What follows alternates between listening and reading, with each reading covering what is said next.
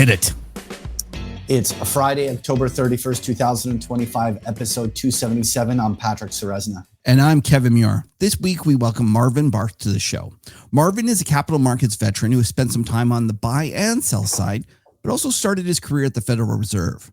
We have a fascinating discussion about global markets, and he shares the policy error mistake the Federal Reserve might be making. And no, it's not in the direction you probably think. Then Patrick is in Mexico, but his charts work just fine down there. So he boots up his computer to give us the latest read in talking charts. Yeah, folks, stick around. We might even drink some beers along the way. Actually, Danny, what beer am I drinking today? Today, you are drinking one of England's finest bands, Iron Maiden. Absolutely. You put Iron Maiden as one of English's finest bands? Yeah. It is. Absolutely. It is. Dickinson, he's a legend, buddy. Okay. And he has his own plane and his own beer. Like that's how epic. If he's got his own plane, he must be awesome. Exactly. Everyone that's cool has their own plane. Anyway, let me give this a try while you give us some disclaimers. You're gonna have to give me a second, Patrick, because I screwed up and I closed the disclaimer thing. Let me just get it. Here we go. Nothing in this podcast should be viewed as investment advice. Listeners should consult an investment professional before making any decisions regarding topics mentioned in this show. Side effects of too much huddle may include the DDS, which is the dovish disappointment syndrome, something the markets seem to be experiencing. Yeah. The AI bubble burnout, the otherwise known as AIBB. And then finally, the one that I think everyone's suffering from, which is triple E, the earnings euphoria exhaustion. Yes, that's a nasty one.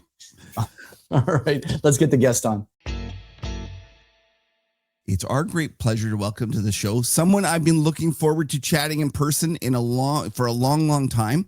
It is Marvin Barth, the author of Thematic Markets and Seriously, Marvin? Substacks. Marvin, thank you very much for making time for us. Hey, thank you. I've been a big fan. I'm really excited to be on the podcast. Thank you. We're great to have you. And, let's just start with that. Seriously, Marvin, I take it you didn't name that. And why don't you tell the story of how you got that name? Well, so I have a institutional grade thematic markets research Substack. And, one of the things that I've realized ex post is that despite the fact that a lot of people in the institutional space knew of me from my, years in policy work and on the sell side, very few people outside of that sphere knew me. And so I was trying to look for a way to raise my profile on Substack. And I decided to create a sort of free product, but I was like, what can I do? And my wife said, hey, you have all these crazy ideas all the time. And you get bogged down in trying to research them. Why don't you just throw your crazy ideas out there? And so, and she named it. Where it came from, and she came up with the name because she was like, "That's what she says to me almost every morning when I have these crazy ideas." She's like, "Seriously, Marvin?" That's awesome. It's a great name. And listen, let's you mentioned all your time on doing policy and stuff like that. Let's get to know you a little bit better. First of all, let's talk about where you grew up, because I think although you're coming from London today, you're actually a Californian.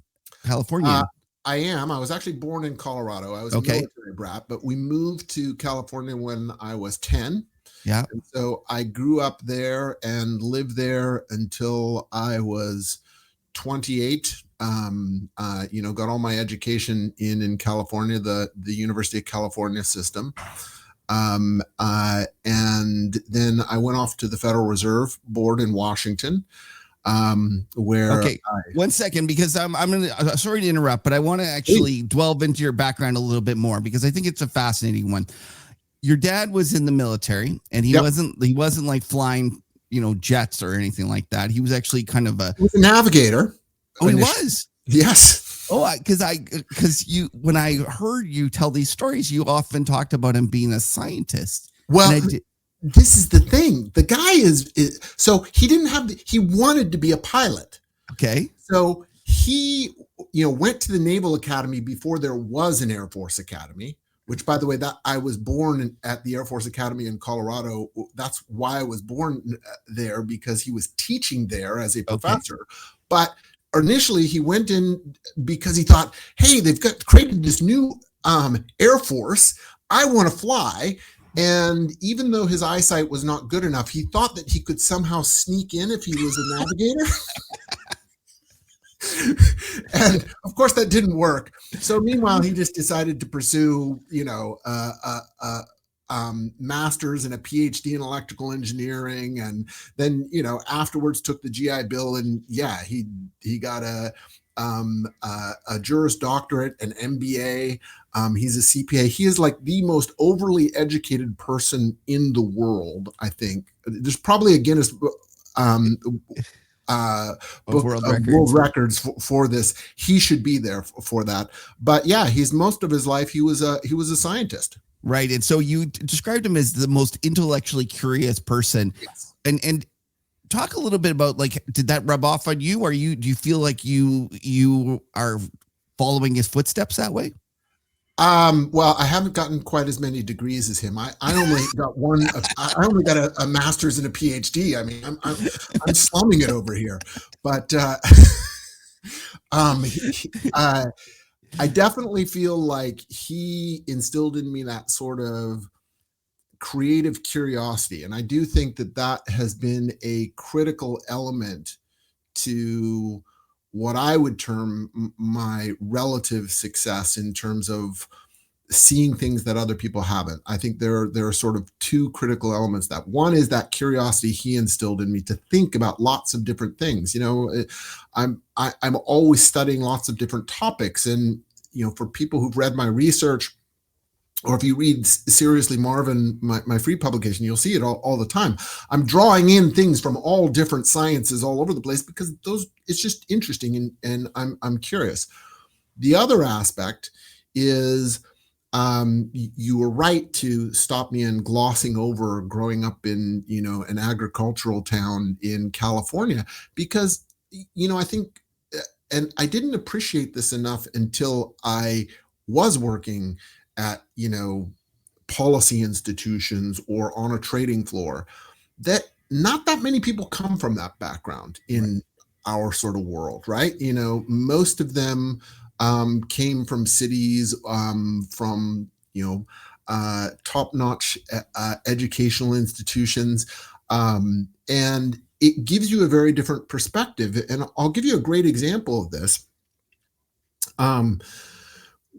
So one of the things that I saw that other people didn't was Brexit and Trump's first election, right? So I called both those at the time, and there were other people who did it, but it was a relatively rare thing. And everyone on the trading floor was like, "What the heck? How did you see this?" And I don't know if you have ever come across this, but Charles Murray, one of the authors of the Bell Curve, the infamous Bell Curve book, he was being interviewed on PBS about the working class being left behind in the United States. And he talked about how most elites live in this bubble and they just don't even actually understand anything about the rest of the country in which they live. And he designed with PBS this bubble test. And you can probably still, if you Google it, you can probably still get this bubble test and go take it. And so what I did is I started asking people, clients, people on the trading floor, everything. I said, hey, go take this bubble test and come back and tell me your score, and then I'll reveal my score. And the higher your score, the more sort of salt of the earth, close to the working class, the average American you are. The lower your score, the more sort of elite in the bubble you are. And there was only one person in 2 years of asking people to take that test, and this is hundreds of people that I met in markets, who had a score that was only 1 point higher than me. Everyone else was way below me. And I think it comes from growing up in that agricultural community and working or going to school with people who weren't on the same path that I was on. They were on a very different path. That is hilarious. I'm sure everyone right now, including me, is Googling it. Yes, you can go to the PBS website and you can take it. Are you going to tell us your score so people can compare you to, or do you remember? I was either a 56 or a 57. Okay.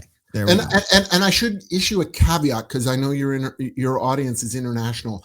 Several of the questions on there are very American culture specific. So if you are not American or haven't spent a lot of time in America, you're unlikely to score that high just because of that sort of cultural prejudice that's built in there. But if you're an American, yeah.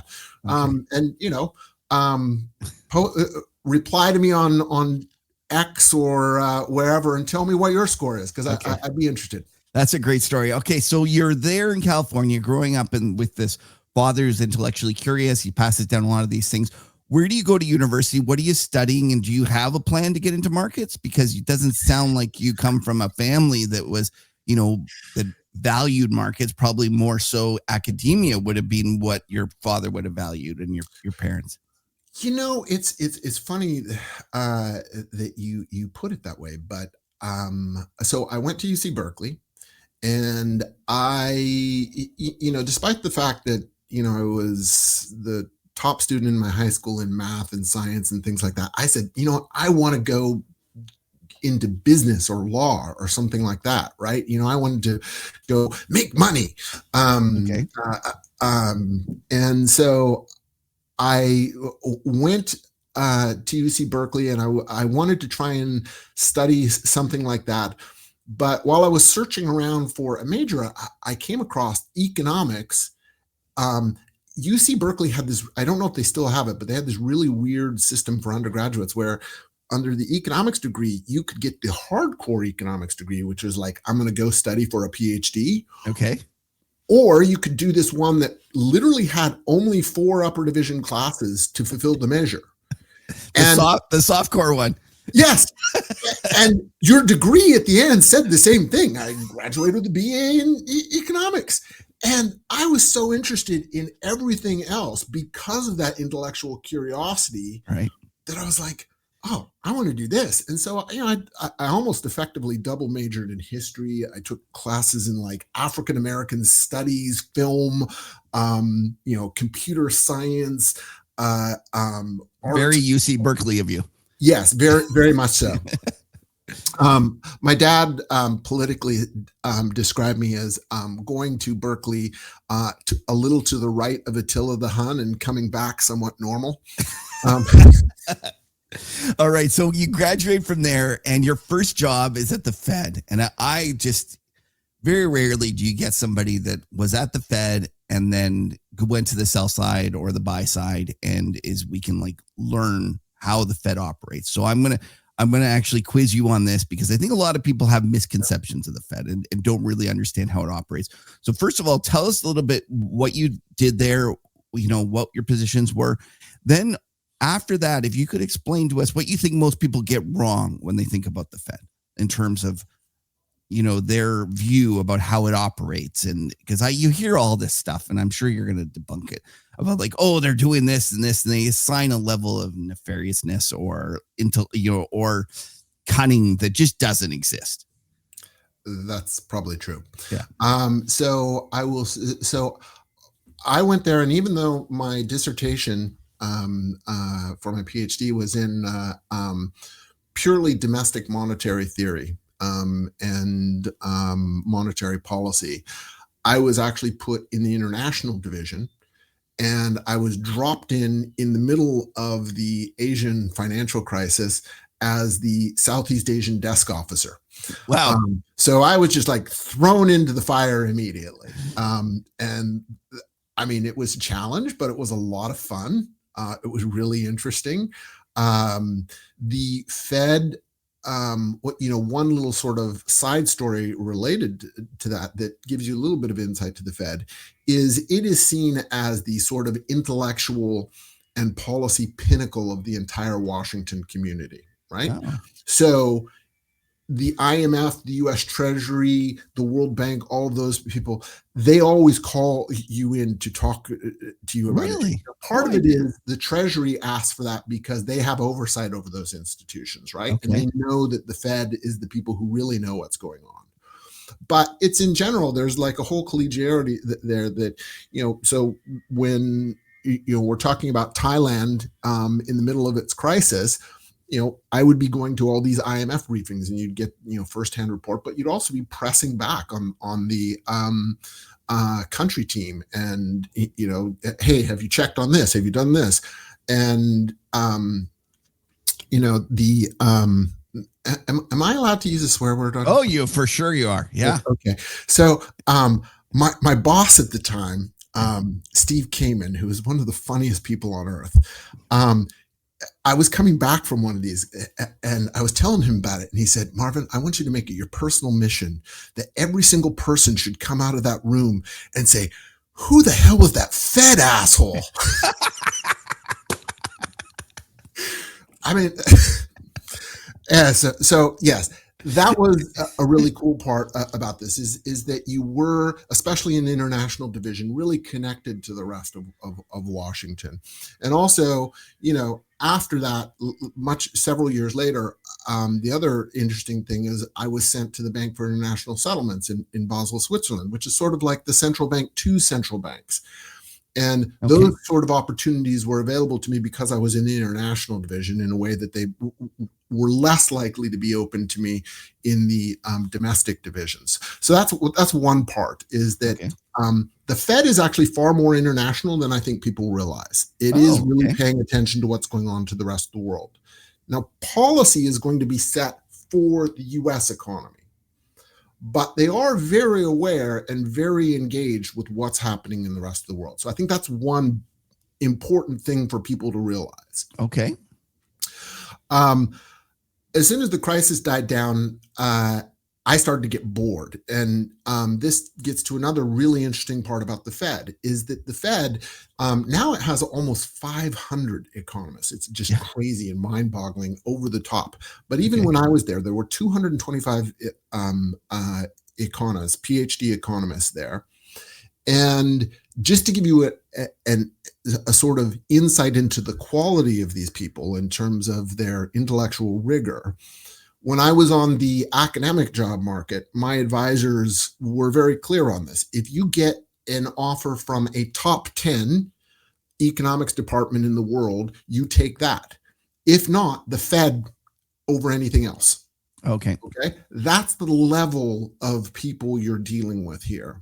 Right. And what's really nice about the Fed is that they kind of allow you to self-select whether you want to pursue academic research, and they give you plenty of time for it, or you want to be more involved in policy research. And as your career evolves, if you're like publishing papers in top journals and things like that, they're going to give you more time for research, pure academic research. If you aren't, or you're showing a strong proclivity for policy research, they're going to load your plate with more policy research. And the way that applied to me is that I didn't like the whole academic process. It was crazy to me that, like, my dissertation, the main paper for my dissertation, by the time it was finally published, was 4 or 5 years later. You have to go through all these different robustness checks and things like that. I have long since lost any interest in that topic. I'm moving on to the next thing because something else is going on. Right? Yeah. And especially being thrown into that hot seat immediately and seeing how exciting and fun policy could be. Right. That was, I was hooked. I was a junkie for this now. So, as soon as the crisis started to ameliorate, I was like, I want something else. So they moved me to the financial market section. Okay. And that was a section that all the people who wanted to do research tried to avoid because you actually have a lot of policy work on your plate. Right. This is the section, there were 4 of us.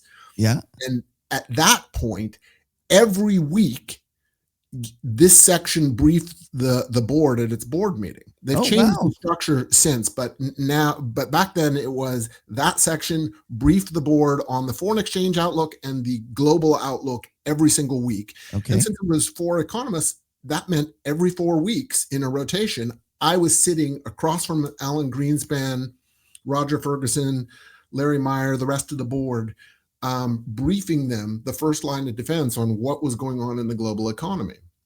Wow. No, wait, I didn't realize they have weekly board meetings. Yes.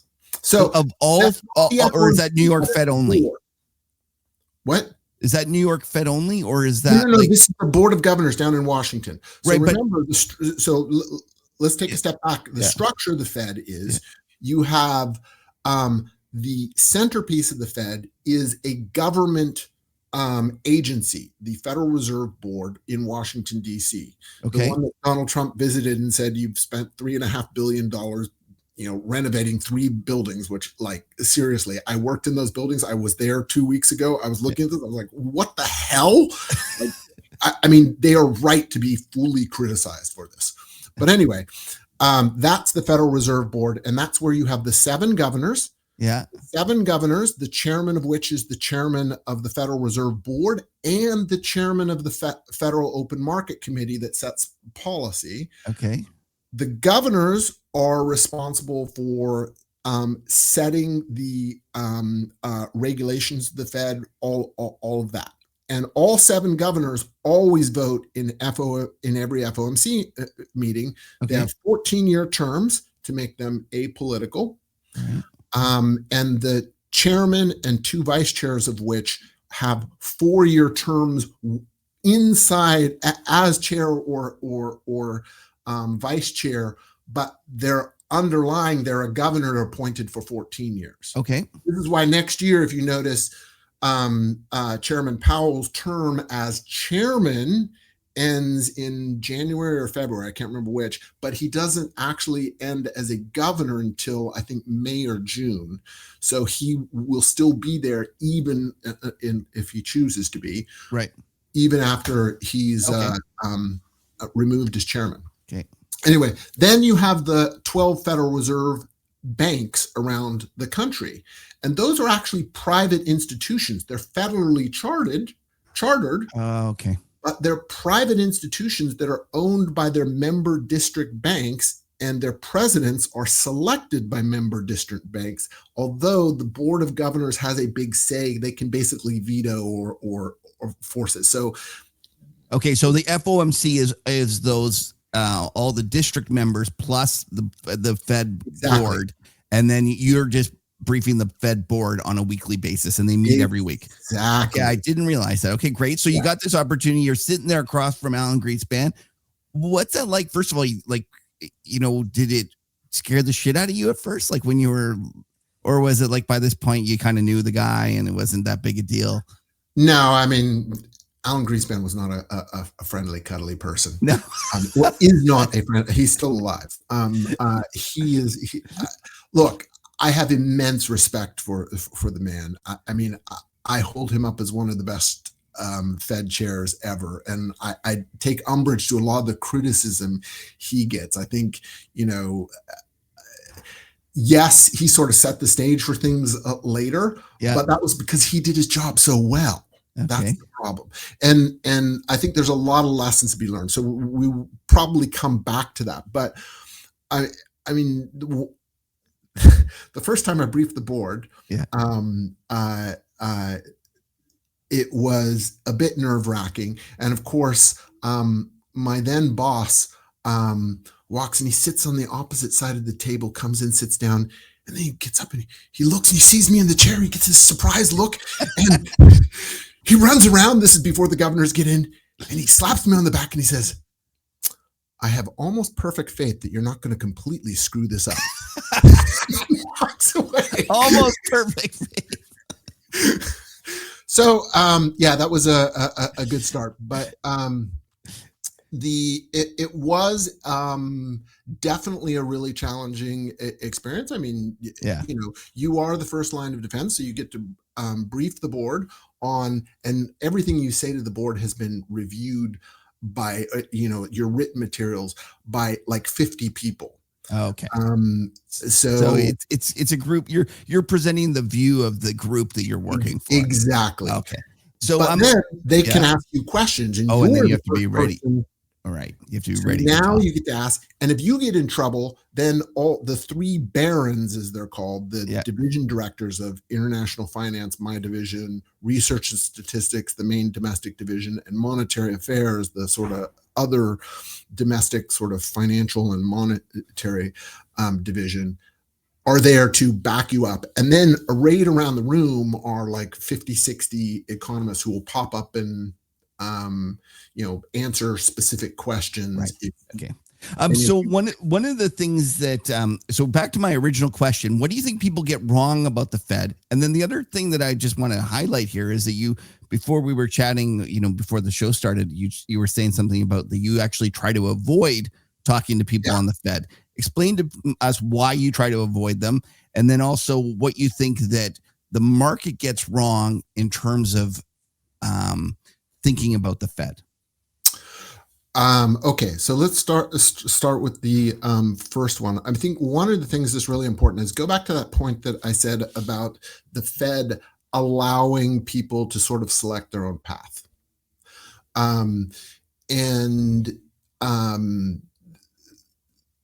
You often see people say, the Fed published a research paper saying this must mean what they mean. No, that's literally an individual economist given full academic freedom to write whatever the hell they want. Okay. One of my papers that I wrote that was released as an international finance discussion paper of the Fed quoted a congressman saying that raising rates to fight inflation is like throwing gasoline on a fire. Right. I was allowed to publish that. Nobody stopped me, right? So do not think that any sort of publication of the staff necessarily reflects anything that the governors or the FOMC are thinking. That's just not true. Okay. Now, you do have to take with a grain of salt. Like, one of the things I tend to think that QE was largely ineffective. And QT is a lot less important than people think. But there's all this academic research out there that will tell you otherwise. Well, guess what? If you look at most of the academic research, it's all produced by Fed staff. And guess what? That was almost certainly because the governors kept asking them questions. Can you show that this actually is working and doing things? Which is sort of a CYA exercise, right? And, so it's not that it's not related to what they're thinking, right? But don't immediately assume that it is. So that's, I think, one important thing. Right. The second thing that I think is most important, and this sort of gets to the point of why I think Greenspan was so impressive, is that, especially after the last decade where everyone, focused on thinking that central banks drove markets or whatever, there is this sense that central banks are these infallible, unbelievable, omniscient beings who know everything, and they're going to tell you where things are going to go. And this gets to the point for why I don't like to talk to people at the Fed. I do occasionally because I have lots of friendships there, but I generally try and avoid talking policy with them because actually they're mostly wrong. I mean, the fact of the matter is, and I can point to this, I have a far better track record of predicting the economy, inflation, and even their interest rates than they do. Right. Far better. Okay. And that's because they do suffer from a lot of groupthink. I think that problem has gotten a lot worse over the years. In the early days of my career there, you had a more diverse group of governors in that they weren't all PhD economists. A lot of them were like political hacks, community bankers, all these sorts of things. And you say, well, and even at the time, I admit this is an error. Like, I used to think, why are those people on here? They should have PhDs like me on the board.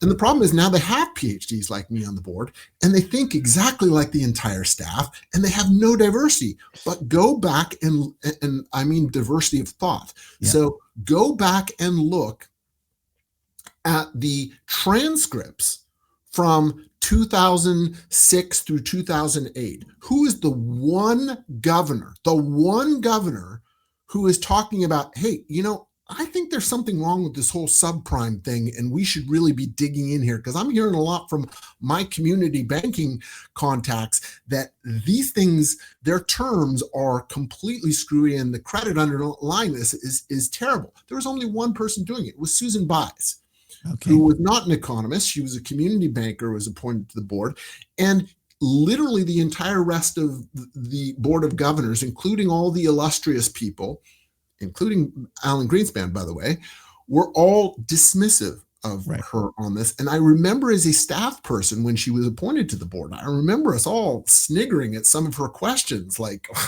what does she know? But no, that is part of the problem. Too many low bubble scores. Well, no, it's a specific bubble, right? Right. It's academic economist bubble. And this is what I was going to say about that's impressive about Alan Greenspan is that, you remember the whole productivity miracle back then. Right. Yeah. He single-handedly discovered that. The entire staff and all the rest of the board was fighting him on this. And he just kept pressing them and saying, no, how are you explaining this earnings growth? How are you explaining the CapEx? Clearly something else is going on you guys are missing. And he just kept beating the staff over the head until they finally actually went out and did the research and showed, oh, actually, you're right. There's some sort of productivity boom going on. Right. It was 100% him. And, credit to Larry Meyer for this. Larry Meyer was the massive thorn in his side at that, because Larry Meyer had a very strict, academic view of where structural unemployment, so-called NIRU, the non-accelerating inflation rate of unemployment, he thought it was at 6%, and he was fighting Chairman Greenspan the whole time. Larry Meyer, he thought it was 6? He thought it was 6 at the time. Which was not unusual back then. Everyone now is like, oh my gosh, unemployment at 4.3%. This is like practically a recession. I'm like, what are you talking about? 20 years ago, you would have had a hard time finding anyone who thought NIRU was below 5. Okay. Shows you how things have changed. Yeah. Yeah, no. And Larry Meyer in his book admits it. He says, look, I got it totally wrong, and Alan Greenspan single-handedly nailed this. And it was because he didn't just listen to the thing. He went out and talked to people on the street. He had a whole rota of CEOs and others that he would call to find out what was going on. He was really much more a narrative economist than a model economist, and he saw things that all the model economists missed. Okay. So listen, we could talk about Fed stuff forever, and it's fascinating, but let's just finish up with your career, and then we'll talk about your views currently. So from the Fed, you move you say this is, I wanted to be in the real action. You moved to the sell side? Yeah, I decided, one of my mentors had left a few years before me, and he had told me, look, if you ever decide to go over to the dark side, please call me first. And I took him up on that and went to Citigroup, where I moved to London and was covering global foreign exchange. Right. And I did that for a few years.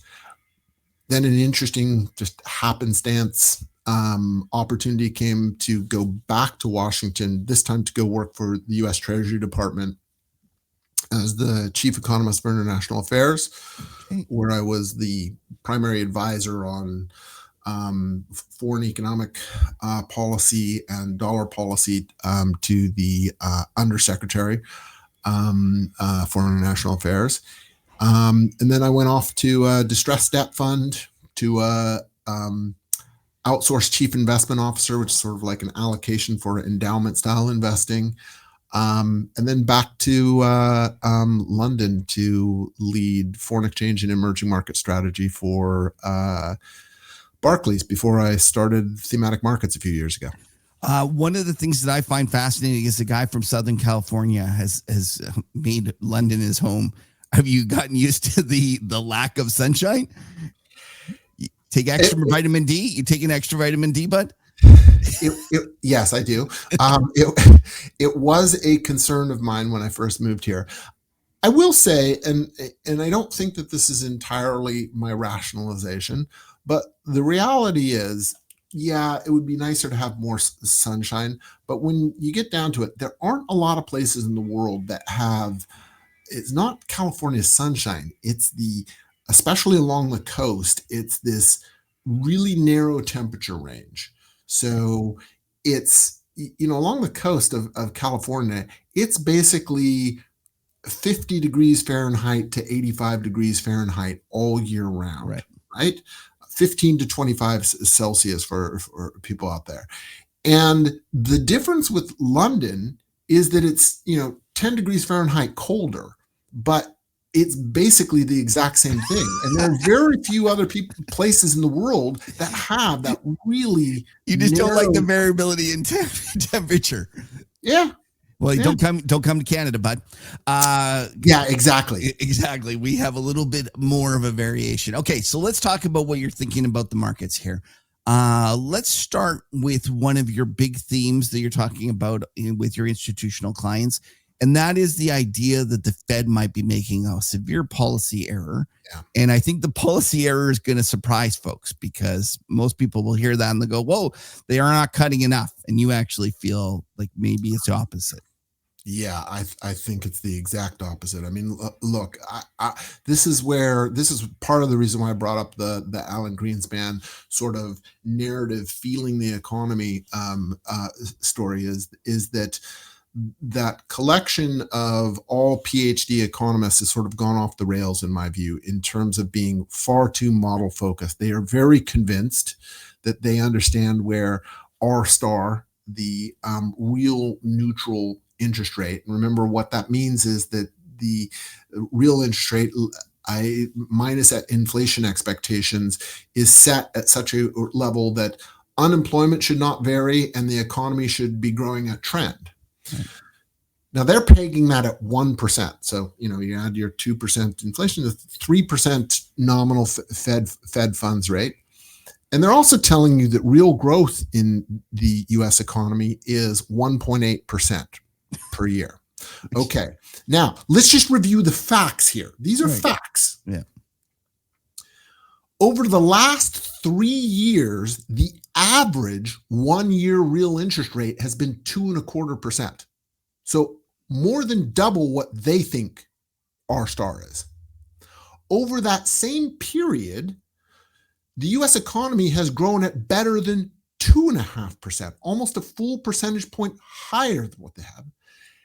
And inflation has been above target that entire time. Oh, and by the way, it's reaccelerating now. Right. Now, I don't know about you, but that doesn't seem very neutral.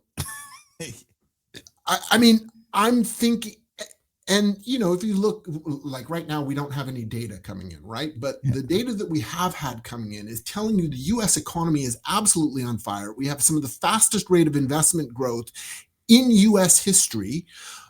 Despite all the so-called uncertainty that was supposed to suppress investment. If you look at actual capital announcements by companies out there, companies year to date have announced over $2 trillion in new investment spending for the United States. That is more than 75% of the global total. And it's not all just in AI. A lot of it's in manufacturing. A lot of it's in pharmaceuticals. It's across the board. This is not a one-dimensional story. And so the U.S. economy is very clearly booming. And the only thing that you can really point to, and this is what the Fed has pointed to, that's saying, oh, well, first of all, our models tell us that that's wrong. Well, your models have been wrong for multiple years now. Maybe you should perhaps revise them, think about something else. I don't know. Yeah. But the other thing that they've now leaned on is that, non-farm payroll growth has slowed. And there's been a slight edge up in unemployment. And you look at this and say, well, wait a second. Every single, Trump skeptic out there at the beginning of the year was telling you that when he shut off the door to immigration, you were going to get a massive contraction in the labor supply curve. Right. Why isn't that what's driving this, not demand for labor? I mean, you had the story beforehand. It seems to have worked out exactly as is.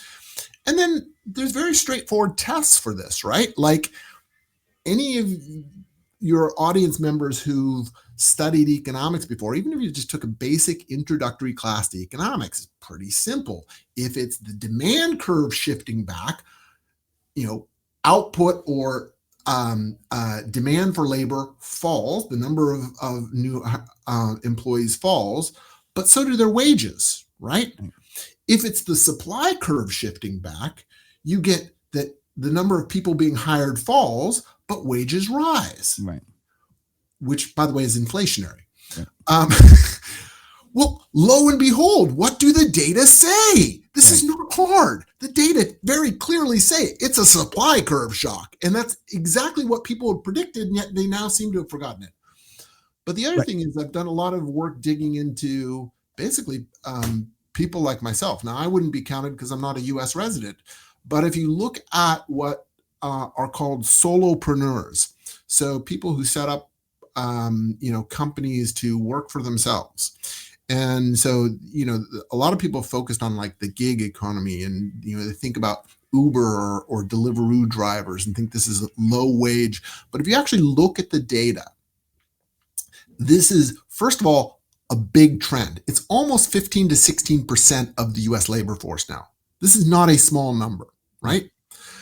And if you look at where all the growth has come, especially since COVID, it's actually in higher income earners. I mean, like the places with the fastest rate of growth are revenues over $1 million a year. We're not talking about Uber drivers. Right. Okay. And those people are not counted in non-farm payrolls.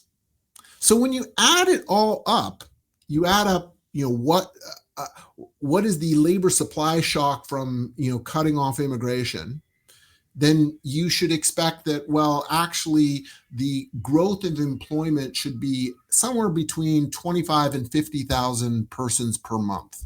Okay. Which is, by the way, below where non-farm payrolls are. But then if you add in the fact that non-farm payrolls don't count solopreneurs because they're not part of the institutional survey, I calculate those guys are growing at 30 to 50,000. So in reality, non-farm payrolls break even, that is the economy standing still, should be zero. Right. And yet the Fed is cutting rates on the basis of non-farm payrolls being 60, 70,000. Yeah. This is a mistake. Now there's one fly in that ointment, and I'm actually writing about it this week, so people can or read about it next week when I publish. Which is that the unemployment rate has ticked up a little bit, right? And one point goes back to our earlier part of this discussion: is where is NAIRU actually?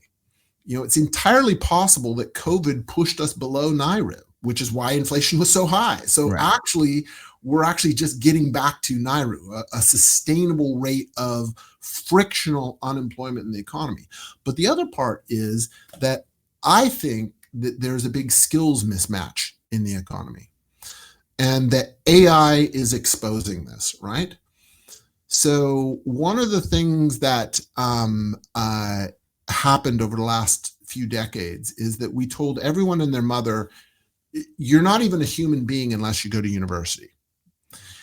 And the fact is that actually most people don't need to go to university. In fact, they're not going to be the top scientist. They're not going to be the top programmer. They're not going to be the top lawyer or whatever.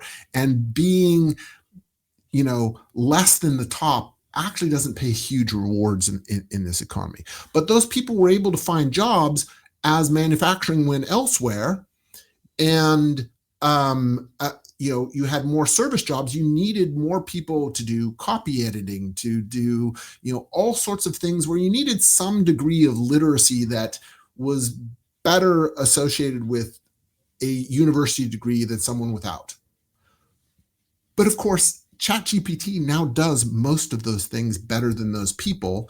And meanwhile, we've had a geopolitical shift that means that we have massive structural shortages of electricians, welders, pipe fitters, all of these things. I mean, there are literally hundreds of thousands of those jobs, which, by the way, pay a lot more than most college graduate jobs. Right. Yeah. Out there that are sitting unfilled. Well, lowering interest rates isn't going to solve this problem. It's all those people who got, peace and conflict studies degrees need to go actually take a course in being an electrician or something like that to raise their wages significantly. But it's going to take time for that structural unemployment to get over. So I think the rise in unemployment probably reflects more of that, these structural issues, than anything cyclical. So I love the fact that you're one of the few that I like. After listening to you, I would call you Trump sympathetic, or at the very least, you're willing to look at the positives of Trump, right? More so than some.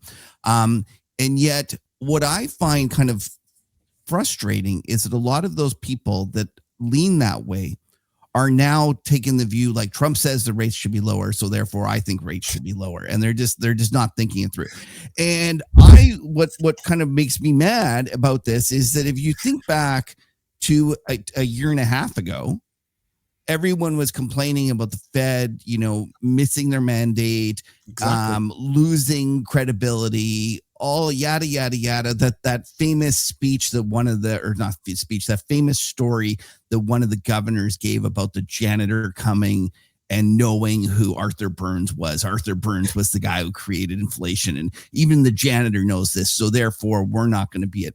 And to your point, I find it just kind of fascinating that we're in this environment where the Fed has still not achieved target. Exactly. And not only that, financial conditions are just ripping, like there's no doubt about it. And yet we're pushing for lower rates. So my question to you is, that's not going to change. That obviously, we're going down this road. We're making this policy error. What do you think the consequences of that policy error are?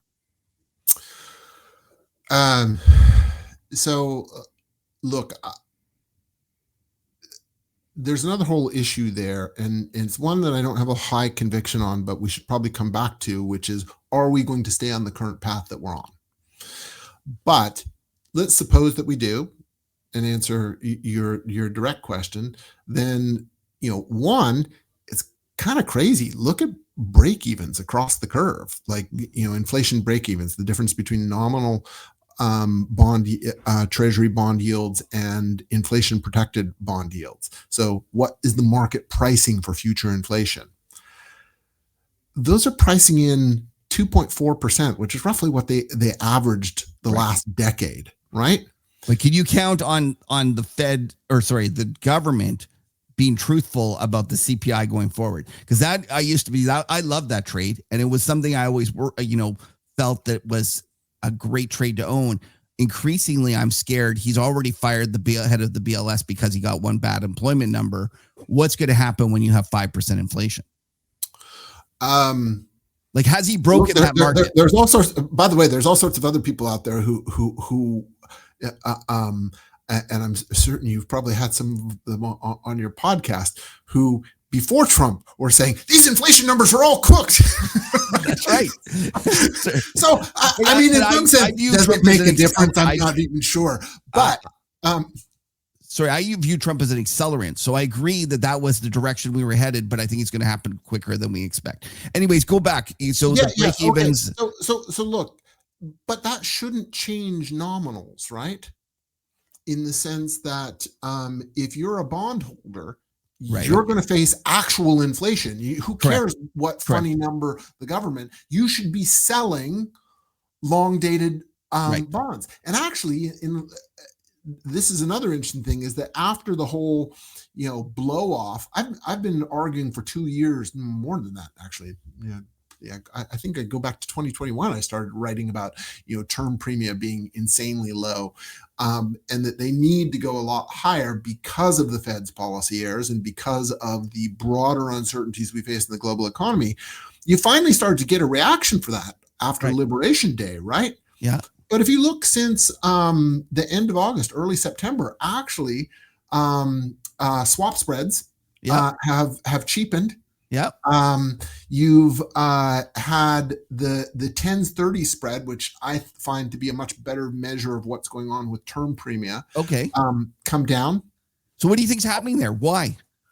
So I'm frankly a bit perplexed, I have to say, because, I think the narrative, or certainly what I perceive most people talking about, is that, Trump's going to make this so much worse. And so as bad as whatever the Fed is doing now, and, my argument would be, just based on the current Fed we have, you should be selling treasuries, right? You should be, long break evens, because inflation is going to be higher than what's predicted. That's for sure. Just based on them. But if you also have this view that Trump is truly going to do all these terrible things, then of course it should be. So I have to admit, I'm totally perplexed by that. Okay. That said, I do have a theory. Okay. So let me go back to something you said about my being sort of more Trump sympathetic. Like, look, it's a matter of public record. You can go look up when I was at the Treasury. I was a political appointee. I was a Republican political appointee in the administration of George W. Bush. And when I realized Donald Trump was going to be our next president back in April of 2016, and yes, I did realize it that early, I literally almost started crying, because, this was not the sort of republicanism that I'm a small c conservative, small government kind of guy, right? Okay. And I've never voted for the guy. I'm not on the Trump bandwagon, but I will say that term 2, this guy really took his time in the wilderness. I actually think he's one of the most fascinating characters in U.S. history. He is really, really interesting, because he was clearly totally unprepared and also just not interested in being in government, being president of the United States in term 1. Right. And yet he's such a competitive guy, this is my read, that when he lost, he's like, I'm going to come back and I'm going to, and he assembled a team, call it Project 2025, whatever you want. But he really thought about what was going to be the policy that he wants. And he's had, I would say, a very comprehensive grand strategy to get there. And a lot of it I actually agree with. A lot of it in terms of the, countering Chinese economic warfare, which is what I see as most of his policies, I think is absolutely not just advisable, but essential at this point. And I also think very clearly what he is aiming for. When people say, Trump wants to do this for himself, great, fine. What is his incentive? I think his incentive is very clearly to be on Mount Rushmore. He doesn't care about the Nobel Prize. He wants to be on Mount Rushmore. He wants to be remembered in U.S. history as one of the great presidents who was transformational. And you may not disagree with everything that he's doing. That's fine. But if he thinks that he's going to do that by following these policies, you should expect he's actually going to do that and do policies that are going to put him on Mount Rushmore. And I have a really hard time seeing how causing a hyperinflation is going to put you on Mount Rushmore. So I do have this very strong suspicion that we are being hoodwinked right now, that all his low interest rate rhetoric that he and Stephen Moran, who is just like, basically his, I call Jason Moran or Stephen Moran the Jason Furman of the MAGA movement, right? He's a very smart economist who will say who will find an economic justification for whatever his principles want, right? And that's the way you should read him. There's no information content there. You just have to listen to the big guy instead. Yeah. And I think this whole thing is about, it gives him a great way to point at the Fed for all the failures if anything goes wrong next year. Right. And so why not complain that they're not doing their job this year? But next year, precisely to the point that you raised, Kevin, is that Trump's voters, more so than anyone else, hate inflation. And I think his incentives flip next year. And next year, it's too late for him to affect the midterm elections with policy then.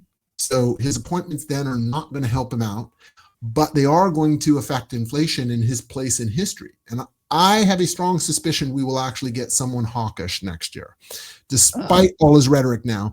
And that's because, I mean, think about it. When have you ever been able to hold Trump to anything he said? Well, that's true. That's true. You shouldn't. Whatever he says, Next year, he will say it's a Democrat. It might change the same sentence. It might actually change, not just tomorrow. Seriously. Yeah.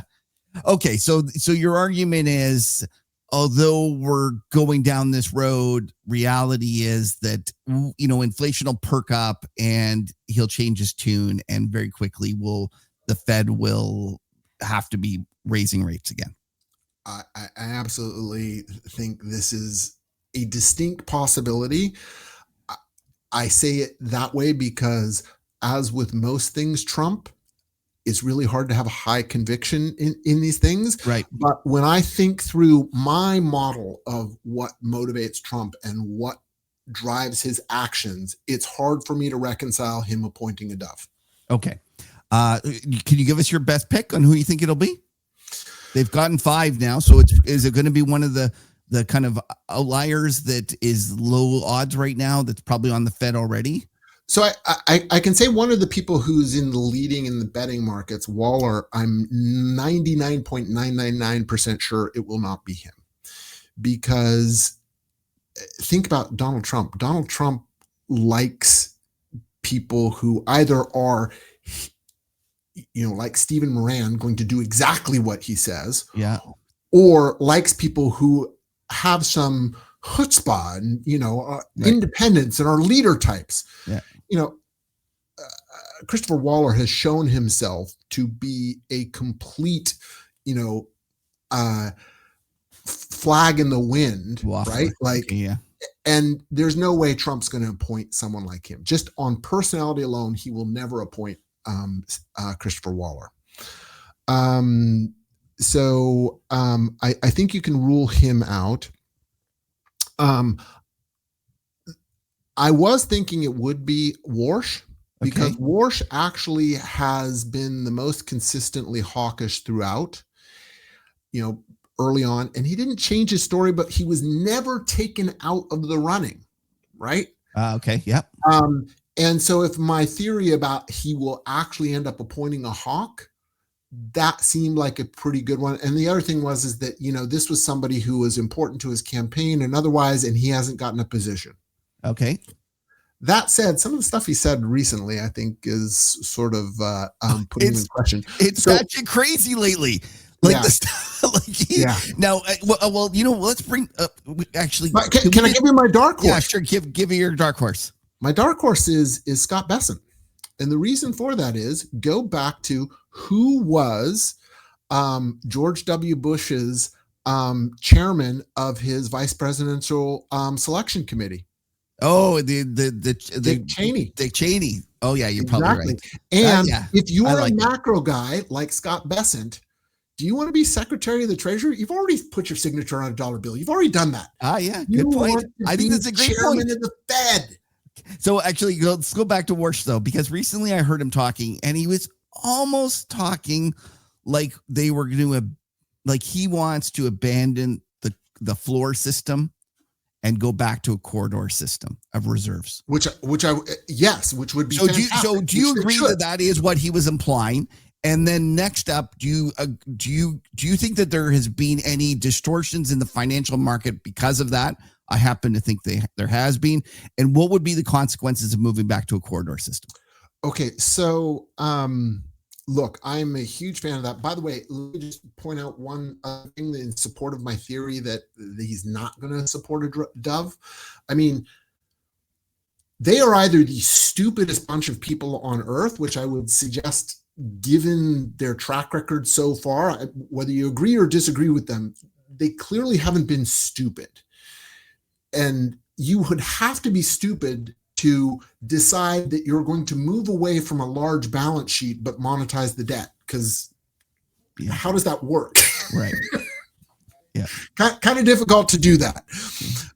So Exhibit A, they're not actually probably going to be as dovish as their rhetoric suggests, is that every single member of the team, from Scott Bessent, who's in charge of picking the next Fed chair, down, is talking about a smaller balance sheet Fed and moving back to a corridor versus a floor system.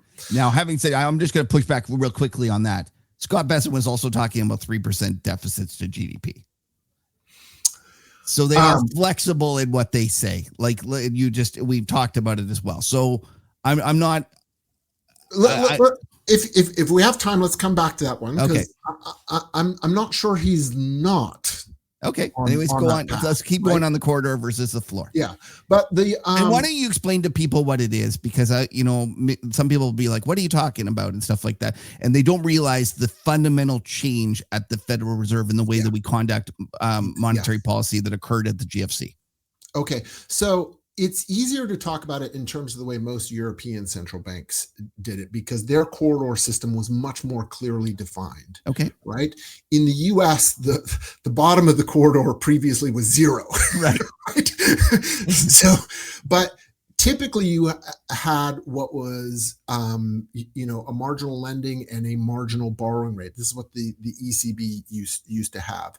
And you didn't actually go out and buy bonds or assets. You just did repos with markets to meet banks' reserve demands. And reserves are this funny money that only banks and the central bank have. Nobody else gets to touch reserves. So when people talk about printing all this money, they didn't print any money. They printed reserves. Right.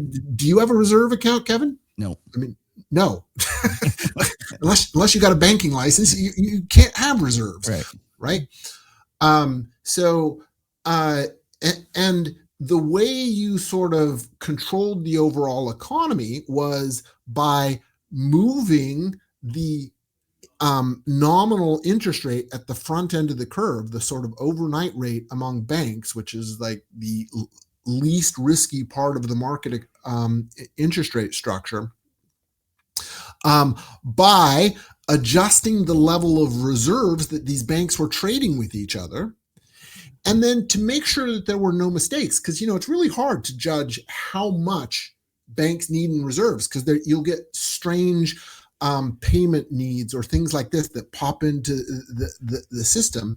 You would put a corridor in. So you'd say, look, we are willing to lend you the bank's reserves at this penalty rate above our policy target, and we're willing to borrow them from you at a penalty rate below the target. And so then the interest rate never really goes outside of that range. Okay. And that's a normal corridor system. The Federal Reserve pre-2008 had a bastardized corridor system. As I said, there was no lower bound. It was zero. Right. And the other thing is their sort of you can borrow from us rate was actually below their policy rate. The discount rate used to be below. It was really weird. But nobody used the discount window, because if you use the discount window, the bank examiners would come and say, well, what's wrong with you? Why did you need to borrow money? Right. So nobody did. So if you go back and look, this is a fun exercise. If you have the data, and I think you can actually do this on St. Louis Fed. Fred, go back and look at daily Fed funds effective rates. And pre-2008, you will see that you would have the Fed funds rate spike to 35% overnight on a day. Simply because the Fed screwed up and didn't put enough reserves into the market that day. Right. Just that would happen. Right. Guess what? The economy didn't break. Everything was fine. Yeah. So they tried to run, for people to understand, instead of having a ton of ample reserves that the Fed would suck up or provide liquidity for, they tried to pinpoint the level of reserves, and they bought and sold T-bills in the open market to actually affect the rate. So that was like, I remember in my day when we used to watch for the Fed to come in at 11:45 to figure out if they changed rates. They didn't even tell us. Exactly. Yeah, Exactly. you would Before just have to go. 1994, they did not announce what their target was. They just came into the market, and bond traders were like, "Oh, I guess they've changed the rate." Yeah. And you figured out. And so they had this kind of just perfect level, or what they hoped was the perfect level of reserves for the target rate that they were trying to achieve. But in the process, as you rightly point out, there was points when it would cause stress and rates would go to some stupid level. So now, do you think, and then in GFC, what happened was we put it to zero. We found that we couldn't put it below zero, so they did QE, and in doing so, they lost control of the balance sheet, and they could no longer have just the minimum level of reserves, or whatever they call that, the whatever. So now, since then, we've gone, and that's why we have the reverse repo facility, and now the standing repo facility. So the two of them are in essence trying to create this corridor or whatever. But now, do you think that when we switch to that, I was always kind of amazed that we switched to this point of ample reserves, and we never thought about going back to scarce reserves. And do you think that they're trying to go back to scarce reserves? So I think that is a big political disagreement. So what you might largely call Democratic-leaning economists are very much on the side of, well, we should just stick with the current floor system. We have ample reserves, and we put in a interest on reserves rate below that keeps interest rates from falling below that level. Yeah. And because of all the ample reserves, nobody ever has to chase reserves, and the rate never spikes up. So it basically just sits right on IOER, or interest on reserves. And then on the sort of populist / Republican, and those are not the same thing, by the way. Remember, MAGA is very different from Republicans. But this is an area where a lot of the Republicans tend to have sympathy, right? Is that we don't like this idea of this central bank having all this power and being this influential in our markets. There's something wrong with that. Right. There's a fundamental feeling underneath that's wrong. Okay. And so they want to get rid of that. And that's really where the whole Besant, Warsh, even Trump on occasions has made comments about this. That they want to go back to a corridor system because the central bank just should not be this involved in owning assets, and that it is blurring the boundary between fiscal policy and monetary policy in their view. And I have a lot of sympathy for that view. So I agree. So I that's terrific analysis. How do you handicap the chances of them doing it, and what would be the financial market consequences of that? Okay, so this gets back to actually the question we didn't tackle that you asked earlier, which is what were the sort of effects of all of this? And I've mentioned earlier in this discussion that I'm not a big believer that QE or QT have significant effects. I think their biggest effects were always on signaling. So if you look in the early days, the moves that you got, I mean, there's always a liquidity move. So a lot of the Fed research, if you look at it, shows, we had a 40 basis point move in the 15 minutes after we announced. Well, yeah, because there's a big liquidity effect. What was the effect over, the next several days after the market absorbed that? Right. Probably not that much. And what you do see is that it's basically a credible commitment to forward guidance. Because if you're saying, hey, I'm going to be buying bonds, you're clearly not talking about raising interest rates. So the forward term structure of interest rates is effectively credibly absorbing your forward commitment through QE. Yep. Okay. So it probably had an effect there. I think they completely destroyed that effect in the same way that their, was that 2004 or 5? Remember, they said, we're going to keep rates low for an extended period. Yeah. Right. And then 6 months later, they're hiking and everyone said, okay, well, we'll never believe you again. Right. That's why QE was sort of necessary later. That's that credible commitment. Oh, but we're buying bonds. Yeah, you have to believe us. Okay. But then, of course, they blew that in 2021 and 2022. Right. Right. So I don't think it'll ever work the same way again. What it has done is go back to what I said about what happens to the Fed funds market. Yeah. Fed fund market becomes much more stable. So actually, you see a much lower level of interest rate volatility in the most fundamental interest rate in the markets. And Right. that affects the volatility structure of the entire curve. And so as you go back to a corridor system, a small balance corridor system, Or where you are scarce reserves, we'll call it. Scarce reserves. Okay. Yeah. You are going to have, as you had before, screw ups. They're going to get it wrong. The rate's going to bounce around. And that's probably a good thing. I mean, I'm a big believer in the view of Minsky moments happen for a reason. If you create too little volatility in markets on a persistent basis, if you as a policymaker try to stamp out any source of volatility, you're going to create a big problem rather than a bunch of little problems. Oh man, Marvin, I got so many things I want to talk to you about. Let's just let's do these ones quicker because and we'll start with, I heard you talk about the belief that China is stronger than the US militarily, which I found kind of shocking. Why don't you explain to people, I'm sure that there's, caveats to that discussion and stuff, but at the very least, they're stronger than I guess the market understands versus expectations. They're definitely stronger. Why don't you talk to people about what you believe there and why it's important for markets? Yeah, so I think the issue is, so what I would say very precisely is I think they clearly have overwhelming superiority and would easily win a war in the Western Pacific. Okay. A global war, it's not yet clear, but they're clearly moving in that direction. But right now, I mean, it's just straight up fact. You can look at the,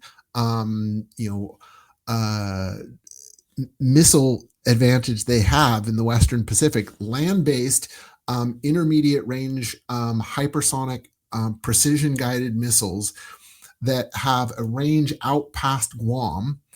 And they have literally thousands and thousands of these things. You cannot bring a large US surface ship into the Western Pacific without it being taken out by one of these missiles. So all of a sudden, how is the US Navy going to actually engage China in a war on this? Now, the one thing that you have is submarines. And so what this probably means is that you have a situation where US submarines are preventing ships from coming into China, but China is also preventing any ships coming into Japan, South Korea, Taiwan, the Philippines, any of the US allies in the region. And so it's really a starvation game. And when you look at it that way, Taiwan is not food self-sufficient and has about 3 months worth of food. South Korea, same position. Japan has about 5 months worth of food. China, though it imports a lot of food, has actually, that's largely,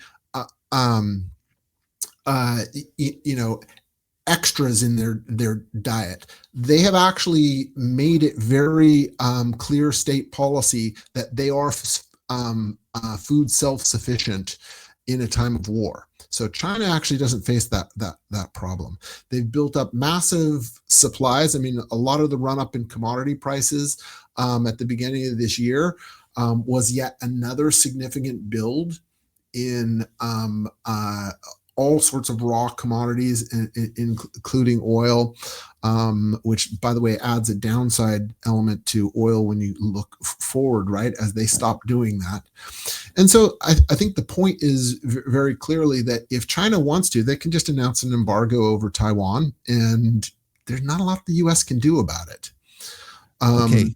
So now, one of the things that I've also heard you say is that the FX reserves that China owns of the U.S. treasuries, you said that they were a sunk cost to their reindustrialization. I thought this was a very interesting comment. I've often kind of been surprised when people have said, "Oh, the U.S. has got the negotiating upper hand," and I'm like, "What do you mean? China owns all those bonds?" And I get it, and And I guess I understand the argument that the U.S. can just zero them overnight. But I found it just fascinating. You were thinking they've already kind of zeroed them in their minds. Like I definitely think so. And by the way, like, look, this is let's go back to this leverage point in a moment, because I think what's been going on with the negotiations this year, there's something definitely needs to be explored about an internal weakness in China that is underappreciated. Okay. But to your exact question, my take on China and what they've been doing is, they saw back in 1991 an army, a military that looked identical to their own in the Iraqi military. It had the exact same equipment, the exact same technologies, and it was actually not even that much smaller than the Chinese military. I mean, Iraq had an immense army as a sort of military state as it was. And their entire military was eviscerated in 48 hours on the highway of death. Right. And China had always counted on strategically that it was such an immense country with such a huge military that would prevent anyone else from attacking them. Okay. And they saw, whoa, that's not true. These Americans have such superior technology and industrial capacity that they can wipe us out in the early days of the war, and there's nothing we can do to fight back.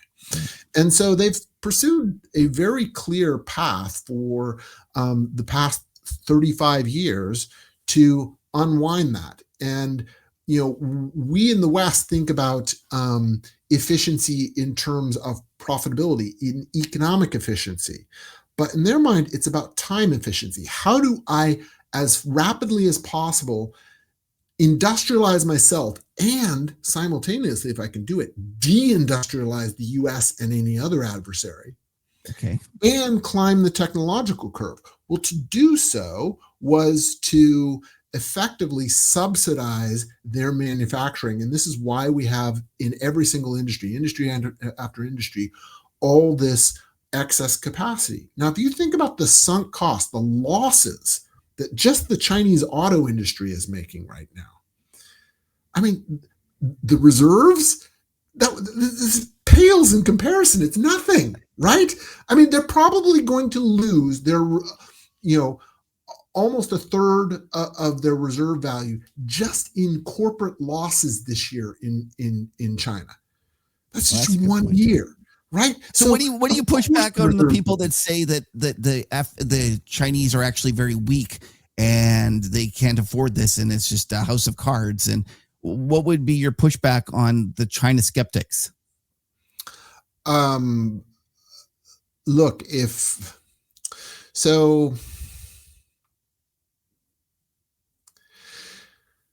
there's some things that the US could do very immediately that might disrupt China's plan. And I'm going to leave it there. But okay, if the war isn't over in 48 hours, then it's China's war, because we run out of missiles very quickly. Okay. Forget about the war. What about just from a financial point of view? Like, you're arguing that they're actually, if I'm not mistaken, implied in there is that they're actually much stronger and that they've achieved more than people realize.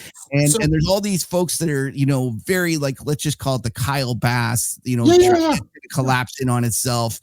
Those kind of China skeptics. What would you say to them in terms of their pessimism regarding their economy and their society?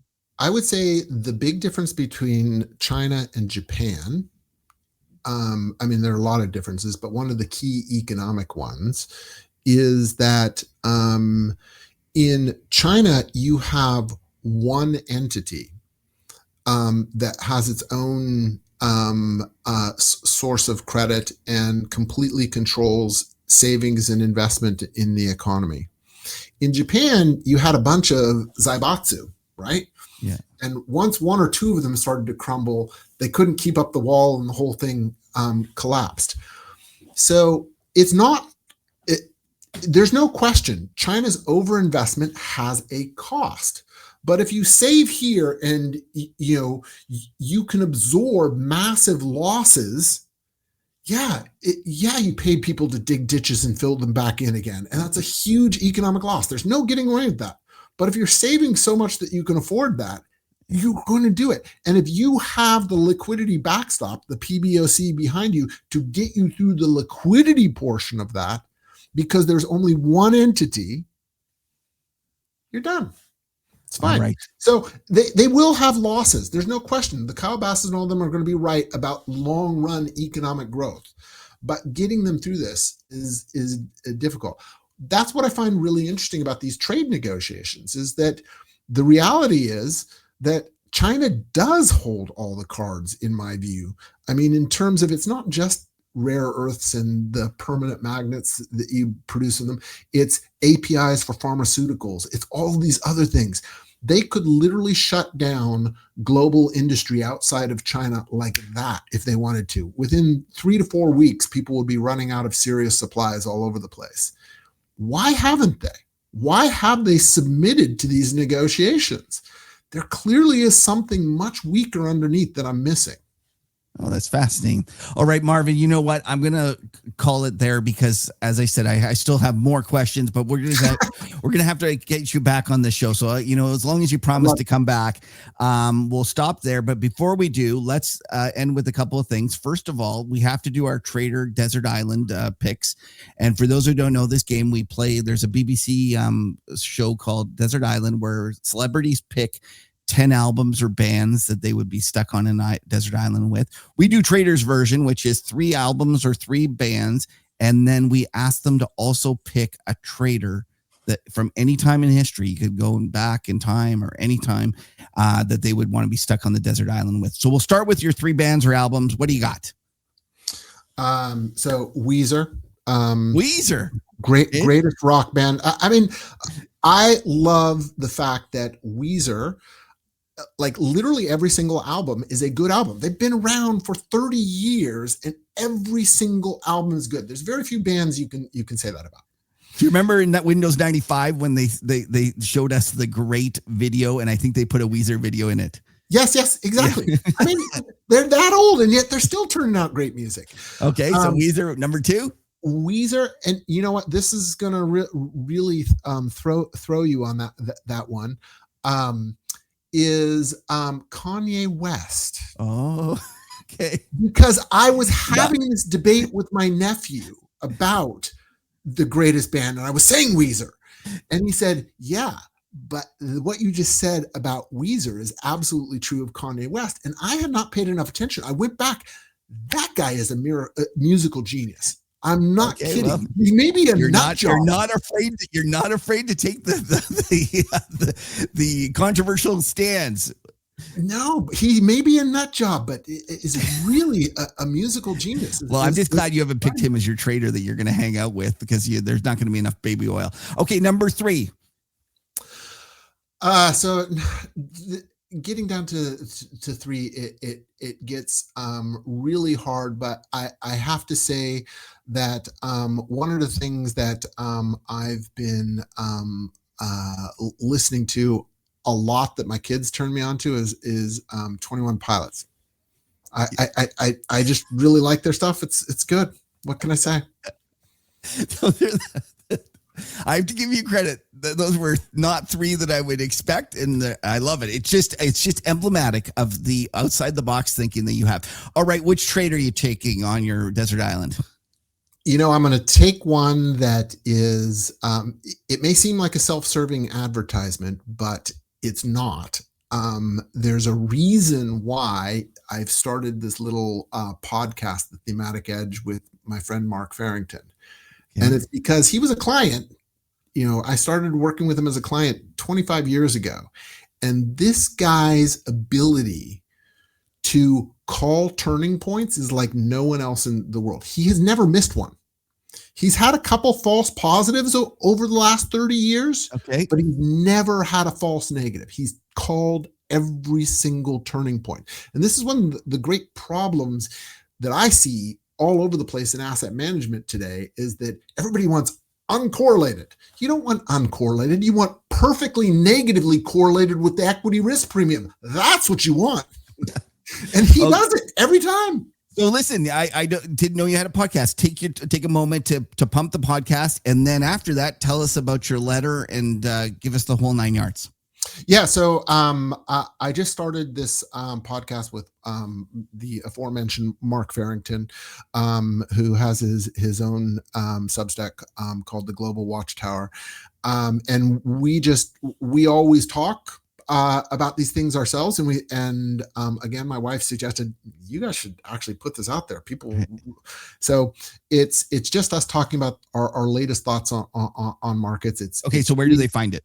You can find it everywhere. Spotify. It's published directly through Substack. So if you look for my thematic markets Substack or my Seriously Marvin Substack, you can find it on either of those. Those are my two Substacks. Thematic markets is my institutional grade research. It's paid research. That's where I really dig into the issues. I don't write on a regular schedule because it's basically when do I have something interesting and deep to write about and have had done the research behind it. In this era of information overload, I think it's really important not to just publish stuff just because the calendar tells you to. But I do violate that principle on Seriously Marvin. That is the one that we talked about at the beginning of this Seriously Marvin on Substack. It's just sort of my weekly unconventional thoughts on the world that haven't been as thoroughly researched. So, take them with a grain of salt. Okay, there you go. Yeah. Thematic markets for the institutional, high net worth individuals, or even just guys that want to learn a lot more. That's your institutional type product. And then Seriously Marvin is your Substack it's free. It's free for everyone. So everyone should go and sign up and listen to it. Do you want to take a moment? Are you on Twitter? Do you want to tell people about that? I'm on Twitter, both as Marvin Barth and as Thematic Markets. Thematic Markets is probably the one to follow because that's the one I'm more consistently posting from. That's pretty there we much go. It. Marvin, this has been a real pleasure. I've really enjoyed this. And as I say, I hope to have you back. Likewise. I really enjoyed this. Thank you very much for having me on, Kevin. Thanks. Take care. Take care. All right, Patrick, lots to talk about this week. What do you got for us? Boy, it is definitely interesting. Like, I don't think that there has been an extraordinary move in the markets, but I actually think it's quite significant what we're witnessing actually happening right now. And it's a great opportunity to talk about it. So just on a bigger picture basis, that we want to highlight that we had that pig in the python moment of news. We had 4 central banks coming out all within 24 hours of each other. And we had 5 of the Mag 7 earnings all coming out within 24 hours of each other, all lumped into one. And it's like the market was almost in a holding pattern waiting for this. Yeah. Then we got it, like the market, we just got a big wave of it. And now we get to sit here and look at the charts as to what's happened. So let's dive into this. So overall, the first reactions to the S&P, a little bit of weakness and fading off the high. Nothing that I think we should be overly alarmed by. I think we can talk about the S&P in a moment, but I feel like we should first start off and talk about the impacts where we saw them first and foremost in the FOMC. So Powell, at least in the prior meeting, it became very, very clear that they had a path of 3 rate cuts this year. And the market went and almost immediately priced all 3 rate cuts in, right? And I'm going to push back a little bit there. I don't think it was very clear. I think the market interpreted it that way. They wanted to interpret it that way. Fair enough. Okay, they wanted to interpret it that way because it was priced in. 100%. It was 100% priced in. It was 100% priced in. Yeah. And he took a little bit of that dovish tailwind out of the market, said, it's not 100%, and the market went through a repricing. So, the way I want to start off by showing it here is this is the Fed funds futures, and we can see that we went from like a 93 or 95% probability of a rate cut in December down to 63%. So now it's like a 2 and 3. It's still better odds than not that there is going to be a cut, but it was a substantial repricing. And when we look at where that was, I think just looking at the very short term, December 2025 SOFR pulled out 10 basis points almost instantaneously the moment that FOMC statement and conference was over. And so quickly that market is taking some of that dovish out. So I'm going to just give you an opportunity, because I think you have a great way of interpreting because we talked even before the Fed meeting, and you almost set it up this way. And so I'd like you to kind of give the play-by-play of Sure. what you're thinking about and how you now see it playing out. Yeah. So I had the good fortune to chat on one of your big picture trading seminars, and we were chatting before the meeting. And the way I looked at it was very clear we were going to cut this past meeting, meaning the Wednesday meeting, and there was no debate there. That was fully priced in. The real question ended up being, how did he guide going forward? And at that point, we had a situation where I think that the December meeting was pretty well fully baked in for a cut. I think it was 98% or something like that. And then the January meeting was at like 60% or something of that nature. And one of the things that I highlighted was that I said, I suspect that the reality is that is too high of a certainty that the Fed is going to cut.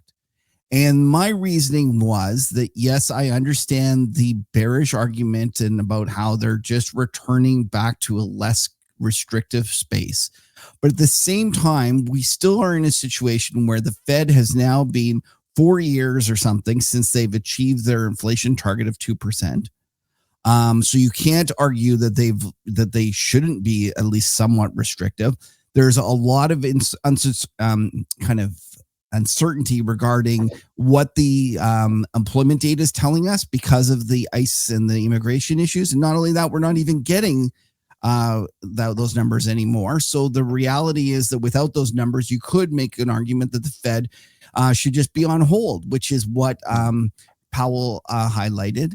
But the real thing that I kind of was focusing on was, it's difficult to say we're in a restrictive monetary stance with financial conditions, being as loose as they are. The stock market's flying. Things are going well in terms of financial conditions. So if I'm sitting there at the Fed, I'm not getting any information. I see the stock market ripping. I see financial conditions really loose, and I'm not really sure what is neutral. I got to think, well, at the very least, I'm going to take a little bit of that certainty of future cuts out of the market. And I think that's exactly what we've seen. So we went, as you highlighted, we've gone from 100% chance of a cut next meeting to now a 2/3 chance. The January meeting was kind of, where were we? So that's now a 33% chance of a cut there. So in essence, we had kind of almost two cuts, like 1 3/4 cuts priced in for the next two meetings. And now we're at one cut. And that's what's happened. They've introduced some uncertainty, and they should, because it's not this, the Fed started easing and it's just going to continue on there. And Marvin highlighted this, and he definitely believes the Fed's making a mistake. I'm not sure as confident that the Fed's making a mistake, but I do believe that the Federal Reserve understands that with financial conditions doing that, it's increasing the chance that they are too easy. I'll push back from just what I'm seeing. Like, okay, first of all, let's take the boogeyman out of the recession word for a moment, because in order for a really bad recession to happen, there has to be some sort of negative feedback loop that really starts spiraling things out of control. So let's call it an economic contraction period. Let's just take that off. I still think the risks are very high.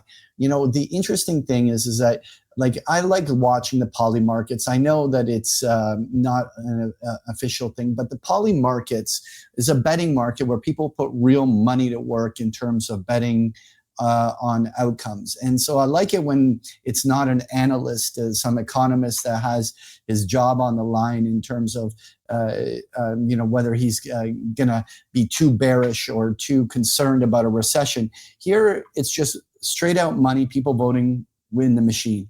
And right now, the odds of a recession next year are being bet on at 40% rate of a recession. And I see certain things that still, to me, are showing those signs. As an example, there was that big article about how slow things are in Vegas. Now, I don't want to specifically talk about that, but I'm here in Mexico, in Playa del Carmen, where I have a place. And I have to tell you, right now is the beginning of high season, and I haven't in a decade seen it this slow. It is dead over here. This is a huge tourist area. There's huge flow. Now, I'm not saying that is some evidence, but I feel things are tight, yeah. and I feel that it is hitting Main Street, and it may not result in some nasty bear market and some nasty recession, but things are tight, and I'm not convinced that things shouldn't be looser. I actually think that. But Patrick, let's just be very clear here. When we're trading instruments, we are trading the forward expectation of where the Fed is. And so the reality is that concern you have is already in the market, in that let's look at this. The March 2027 is trading at 310, the 3 months SOFR. So we're basically at 3% for the December 2020. And not only that, as it doesn't occur as fast, we have to shift it, and then maybe it's not going to be as deep. And so we have to just keep that in mind, that we're not trading whether the economy is going to roll over. We are trading how much the market has priced in about the chances of the economy rolling over and the Fed having to cut. And so what has occurred now is that people have had to change their expectation of the Fed in terms of what they do. And listen, I'm with you. I actually think the economy is weak. And I do suspect that we are going to have problems and it will roll over. Does that mean that those SOFR futures are a buy? It might, but it might not, because the rollover might be shallow enough, and it might be that the Fed follows the curve down. Yeah. So you know what? My look at the SOFR futures is not so much about whether I know I'm going to be right about them ripping because the rates are going to go. I actually think it's actually still incredibly asymmetric to be in this trade, because I look at what is it that would cause 100 basis points to be knocked off of these, to where if you're long these SOFR futures out to end of next year, that they're going to be ripping to a 4% rate. Now, it's possible. The probability isn't zero, but I don't view there. I think there would have to be an incredible pivot globally on an economic basis in order for that to be a risk. Patrick, well, here I could make the case for that. We have this situation where there was all the uncertainty caused by the Liberation Day tariffs and the problems with the trade wars. We settle that down, and then all of a sudden we have a situation where all this AI spending and all this other CapEx spending, and then the fact that the rest of the world is doing fiscal, we have this situation where there's a lot of money in the system, and we don't roll over. And if we don't roll over, and imagine instead of losing jobs, we start adding jobs, I could see the curve very quickly shifting and taking out that entire 100 basis points of cuts that are out there. Now, I don't think that's going to happen. The probability isn't zero. And I think I don't even think it's as sure a thing that it doesn't, like, I think that you're a little too confident. So I still think that the asymmetry is completely, the downside risk to me is and especially on a probabilities adjusted basis versus the upside. I still think that you're going to carry with less risk, and if the outlier happens, I think that the upside rip can actually be very rewarding relative to the risk you're upside taking. rip, meaning that the Fed cuts, Yeah. folks. Like, just Exactly. be clear. I want to make Be sure. clear. So 1 second, Patrick. So I hear you about that. One thing I will kind of agree with you is that I think that they kind of really, the benefit to that trade, your trade, is if the financial markets come unglued. And if we had a situation where, like, all of a sudden, let's just imagine that Nvidia misses, or let's say next time it misses, like everyone kind of pulls back on the AI, all of a sudden we get a dramatic repricing of stocks, we get a 25% correction, and people start losing jobs, which we're seeing all over the place. So let's say it accelerates, but it doesn't just accelerate on an economic basis, but it accelerates with financial markets, risk markets getting hit. Then I agree. I think that you could see a situation where that terminal rate, like the forward point at which the Fed is going to cut to, goes from 3%, 3.10, down to 2%.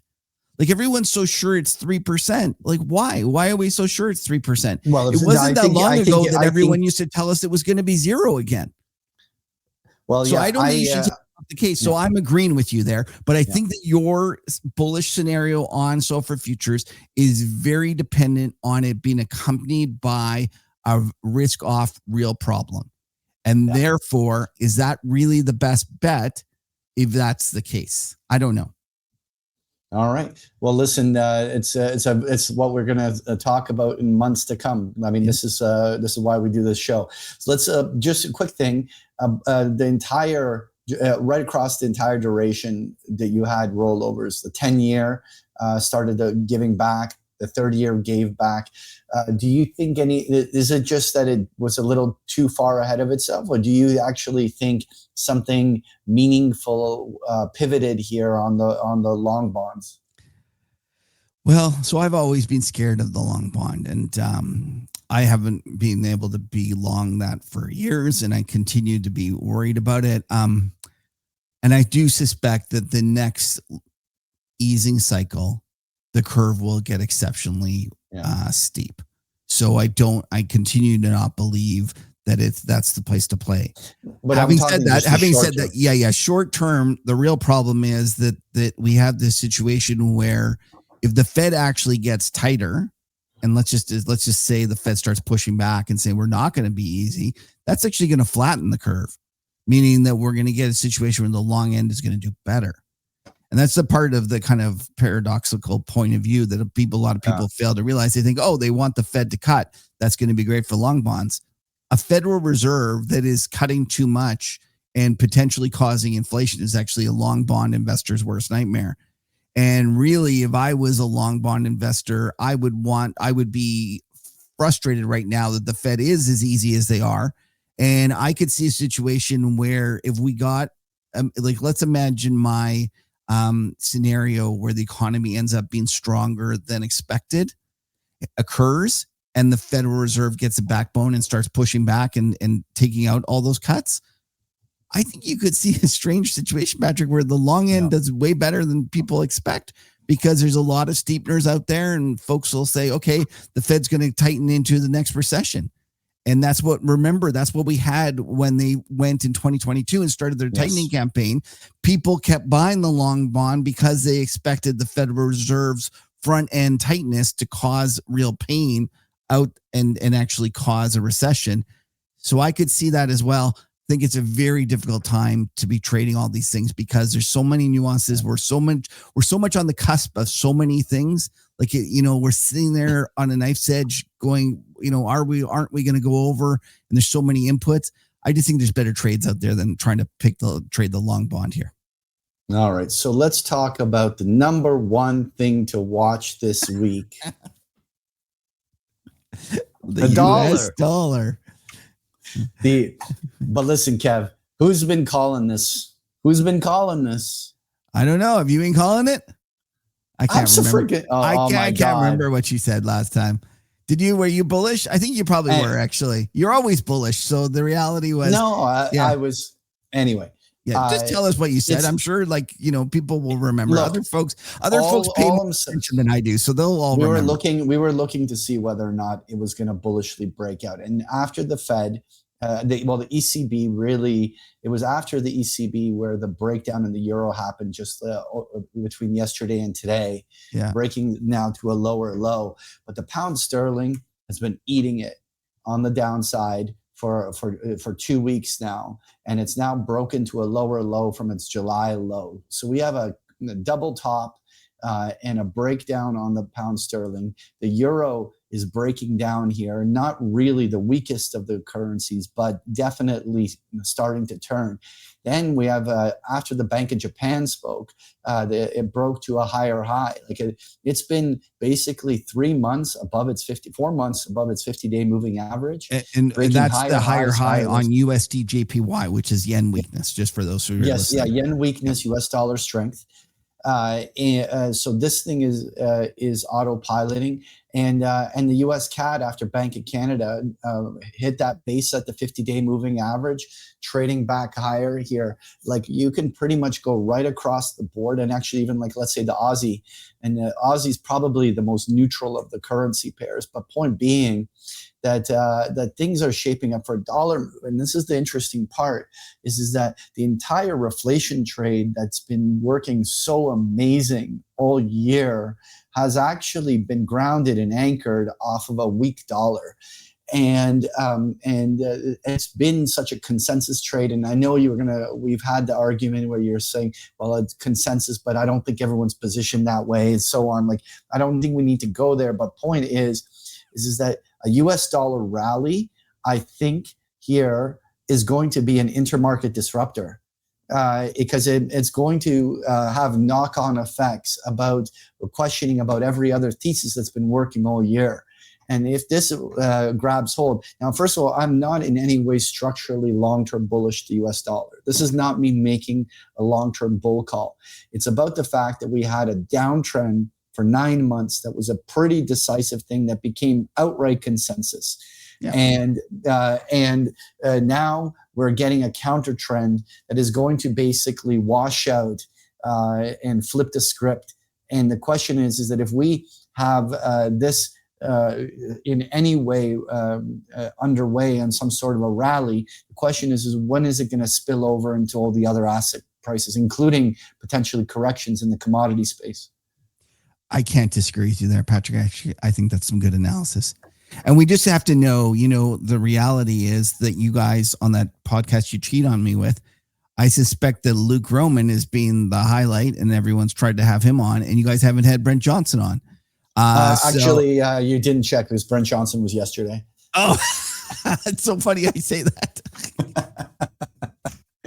Well, what are you guys doing having Brent Johnson on when the reality is he's probably but he didn't talk much about the US dollar. He spent the time talking stablecoin. Oh, great. I'm going to tune in for that one. So the reality is that the milkshake folks, we haven't heard, I haven't had to listen to people talk about milkshakes in so long. And it's been just beautiful. Like it's a year of almost no milkshakes. And I suspect that you're correct that we could get a rally here that brings back the milkshake boys. And at that point, when they start talking about that and you start telling me how when you structurally become a long-term bull again, well, then I'm going to get bearish. All right. Yeah. But Patrick, I can't disagree with your analysis. I think that's great analysis about the short-term squiggles. And it does feel like that is occurring.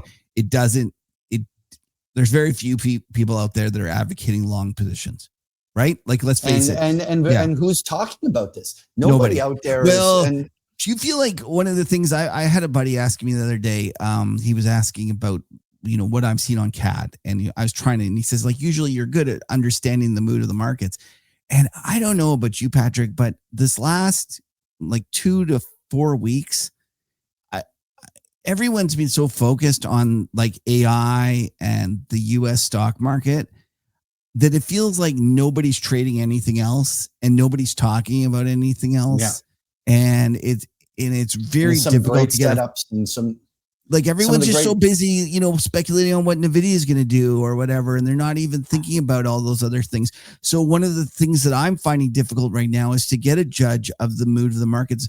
I can tell you that the mood that I see is the bulls and the year-end rally, folks are overjoyed and basically slamming the hoop and, taking victory laps every single time. We're going there. Listen, okay. I want to talk about that. Okay, but yeah. And then the other mood I see is that the bears are just despondent and think the world's ending and they can't understand things. And those two kind of feelings are just overwhelming my feed, my traders that I talk to, and that's all everyone's focused on. So I look forward to a point where we're talking about the dollar again. I look forward to us talking about the SOFR futures and other things of that nature, because it felt just overwhelming to me, the focus on the stock market. Well, it's funny is everyone is obviously focused on where all the money has been made, on the perception that the money will continue to be made where it's been going. Bingo. Yes. The question is, where is the money about to be made that nobody's talking about? Because that's the next big trade. You should make a bumper sticker with that. Big picture trading wisdom. Well, it's big picture trading wisdom, but this is why people tune into the huddle, sir. It's just like we dig deep. Okay. We dig deep on the huddle. Okay, so let's just a quick thing on the asset that shall not be named. Bitcoin had a bounce to the 50% retracement, failed at the 50-day, and it's at the edge of a cliff. And to me, this is the stereotypical risk asset. It is the risk asset, and I think if Bitcoin here breaks, that's something you shouldn't ignore. Do you think Bitcoin is going to lead the NASDAQ down if that's the case? Well, not necessarily. It's just why would the Bitcoin be going down at all if there wasn't something bigger going on in the risk? And do I want to market time it that the moment Bitcoin breaks, I'm going to short the NASDAQ? I don't think I'm going to make that kind of equation, but it is definitely one of those canary in the coal mines that something's wrong. It would be like something's wrong if Bitcoin's downtrending in an environment where we're risk on. It's not supposed to be happening, is my opinion. Well, you want to push back on that? I understand that argument, but I tend to believe that the Bitcoin's suffering because money is going into the AI trade, and they found in gold. I think even gold has started to take money out, and I've seen days where it felt like there was like programs going on where gold would go up and then that Bitcoin would go down. It felt like there was waves of switch occurring, and I suspect that if you're sitting there and you're I don't know, let's call it a high net worth family, and you're got let's say you have 5% in the bucket of like alternative currencies that will have gold and Bitcoin. I think that they were chasing the positive momentum on gold and selling the Bitcoin. And it doesn't feel like anything more to me than just folks being bored with Bitcoin and going on to the next trade. Having said that, Patrick, I'm with you. It's trading like shit. I think it's headed a lot lower, but I'm structurally a long-term bear. So I kind of always feel that way. Okay, so let's talk. So let's pivot. So we were FOMC. What are the impacts of the interest rates? We kind of went a little bit farther with the Bitcoin, but let's circle back to the other big thing, which was the earnings, right? So we had the Mag 7 earnings. So to me, there is the way that I think it was Charlie McElligott that was saying define the current market as anti-dispersion, anti-breadth, and complete max concentration, which is essentially saying that at this moment there is no breadth in this market. The indices are telling a very different story than most stocks are, and really the entire performance of the market is anchored off of the fact that the Mag 7s have 36% of the market capitalization of the S&P now. And so how 7 stocks go decides everything. And so the best way to kind of illustrate this, like Kev, the S&P 500 is literally a stone throw away from 7,000. Yesterday was at an all-time high. And this is the breadth of the number of stocks above their 50-day moving average is 41%. 60% of stocks are downtrending. This has been deteriorating all year. This is like the fact is that there is nothing actually under the surface working. So what has been working? It's all been concentrated in what? The Mag 7s have been ripping, and the Mag 7s from the Liberation Day bottom to top has been a 76% rip in the last 6 months. Right? And so the entire S&P 500 has been on the back of this. And it's now narrowed down to the SMH, because the semiconductors are one of the few areas that have broken out of a little horizontal triangle formation and are literally at this moment still in bull trend, making this rip, making AMD, Intel, Nvidia, and company all like the backbone of this last impulse on this market. And this is why I felt that this earnings was so critical, because I am a seller on the idea that the market is going to re-widen on its breath, and that somehow there's going to be this big save of everything coming back up to keep this going. The reality is that if the S&P is going to 7,200 or 7,400, it needs the AI bubble going. It needs the Mag 7s going, and it needs to run. And so what I wanted to see on these Mag 7s was, do they show that the exhaustion, that they've already fully priced in everything and there's no new incremental buyers to take them higher, or that there's still momentum here for them to run and keep things going? I think that's a very important puzzle to solve, because if these Mag 7s, we'll go through them right now, are not actually going to be able to take it higher, then it's now going to be the semiconductor index alone, and Nvidia's earnings are in a couple weeks, and it's 2 days before the November OPEX, which is basically going to put the entire market into this narrow thing of where it's going to be whether Nvidia beats or not that is going to decide whether or not the AI bubble bursts this year. It's my little speculation. Okay, yeah. So here it is. So with the Mag 7s, a little bit of gyration here on the Mag 7 ETF. But let's actually dissect what happened on these earnings. And so let's start off with the one that broke, right? The only one really badly broke, and that was Meta. And Meta was kind of grinding it out for months, tried to get above the 50-day moving average going into its earnings. Clear disappoint. Stock slams, 10% lower, and more importantly, is decisively trading below a trade range established for 3 months. Like, whether you want to call that a head and shoulders pattern or whatever geometric shape you want to jam on there technically, bottom line is it broke with a breakaway gap through this trade range. This is the only chart, in my opinion, on the Mag 7s that is decisively bearish. Actually, no, Netflix, if you want to include that one, is pretty bearish. But the next one, which was disappointment, followed was Microsoft. But Microsoft, even yesterday or the day before, wasn't that bad, because, in my opinion, it had sort of no business being up here before its earnings anyway. It should have been a post-earnings move that decided whether or not it belonged near 52-week highs. But irrespective, it gapped down and has been selling all the way back to the trade range that it was establishing into the latter part of the summer. And so that could develop into a double top. Now, I'm not calling that yet, but we're right at the 50-day moving average. And clearly, there is zero momentum in Microsoft right now.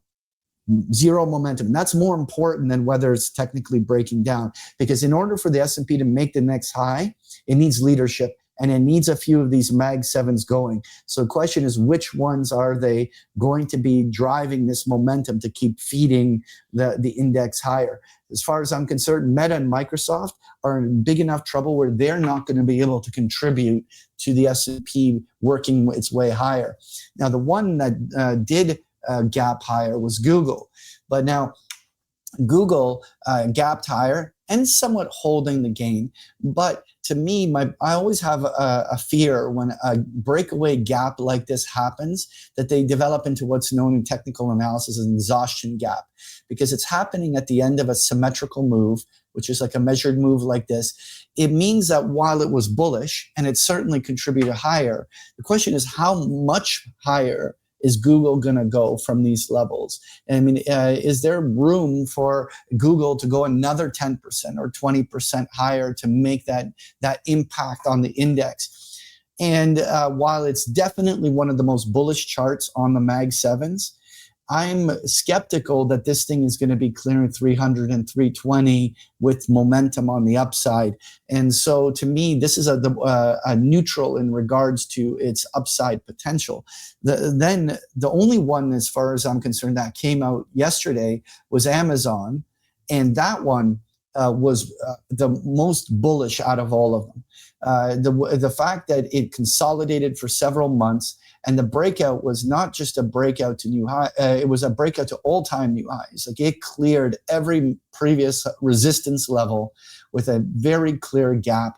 Here's a one Mag 7 that could run to 270 to 290. Like if I was to pick one Mag 7 to be bullish on, Amazon would be the one. And this is the one that can, in my opinion, offer some, but it's not the super big one anymore. Like when you're talking about Nvidia having a 5 trillion cap, Amazon isn't got the kind of muscle in this to be the big incremental change. And then you have Apple, which gapped higher, but gave it back already finishing again some of these measured moves. So it wasn't exactly like, that this was going to create a huge tail. Point being, I honestly think that other than Amazon, that this is now up to the semiconductor index to keep this going. I don't see these Mag 7s in a position to be the ones that take the index to the next level. Opinion. I thought that was some great stuff. I just let you go. I let you cook. You're cooking. Yeah, but any comment though? I do think that you're correct that there's some exhaustion out there, and I think it's going to be difficult for these stocks to continue to beat forward guidance, right? Just like when we talked about the Federal Reserve and the real problem is for you to make money on those SOFR futures, you not only need a recession, but you need a recession that is worse than what is currently priced in. And increasingly, I feel that these Mag 7s are pricing in some forward expectation that's just so high that it's going to be tougher to meet it. And I can see a situation where we get into a point where they're actually meeting the kind of proper numbers, but the expectations were so high beyond that, and the excitement, and everyone's just long, that it's the things just sag on their own weight. And that's the one thing that I just kind of find funny about this market is that people assume that there's no top end to how high these things can go, and I do understand that kind of thought process, that there really is nothing stopping them. But I remember what Dennis Garman used to say, used to say something like, for stock to keep going up, you need a lot of new buying, and all you needed for it to go down is for, that new buying to just dissipate. To dissipate. Right. Like the reality is that there's, the world's changed. The world's changed a little bit now with all the buybacks and things like that. But, someday, Jensen's going to want to sell some, Elon's going to sell some. Like at some point, this people are going to want to monetize this, and it just doesn't go on and on and on forever. And there's valuation levels that just make no sense. Like, I wrote this piece, Patrick, like highlighting, the fact that everyone's talking about this being 1998 or 1999, and that they're expecting this thing to still double. What they fail to realize is that in 98 or 99, like the S&P was 75% of GDP. We're sitting at 225% or some crazy number like that. Yeah. So if you think this thing's going to double, you think the stocks are going to be worth 450% of GDP? Sure, maybe. These things just don't feel like good bets to me. And I know that we just end up looking like grumpy old men yelling at clouds. No. Well, it's a pretty big cloud. No, but You know what's going to be funny though, Patrick, is that the thing will turn, and then everyone will have called it. That's the best part. That's going to be awesome. That we're just going to, everyone's going to be like, oh yeah, I called it. Yeah. So I've been warning for this for a while, but there's, these will be the same people that were like criticizing us for, pushing back on the bullish narrative. So what I want to just touch on is that I still won't rule out that the S&P has one more leg higher. And that's because there's a 2-week window, a 2+ week window to NVIDIA's earnings. And in the interim, NVIDIA has broken to all-time new highs. All the semiconductors are hot. And there's going to be a lot of excitement about this idea of betting on NVIDIA's earnings. Considering the kind of ridiculous AI bubble that we're in, I will not be shocked if we have something that happen like NVIDIA runs in the next 2 weeks up to $250. Like it's 250. I'm just not necessarily. There's your 7,500 or whatever. Like that would be a lot, man. But a point I'm saying is that you don't want to get in this thing's way just yet. Like this is there's no reason. There's no reason why October 31st here on Halloween is going to have been the top of NVIDIA. No, for sure. So what I feel is going to be happening is in the next couple of weeks, a few of the other Mag 7 generals are going to be shot.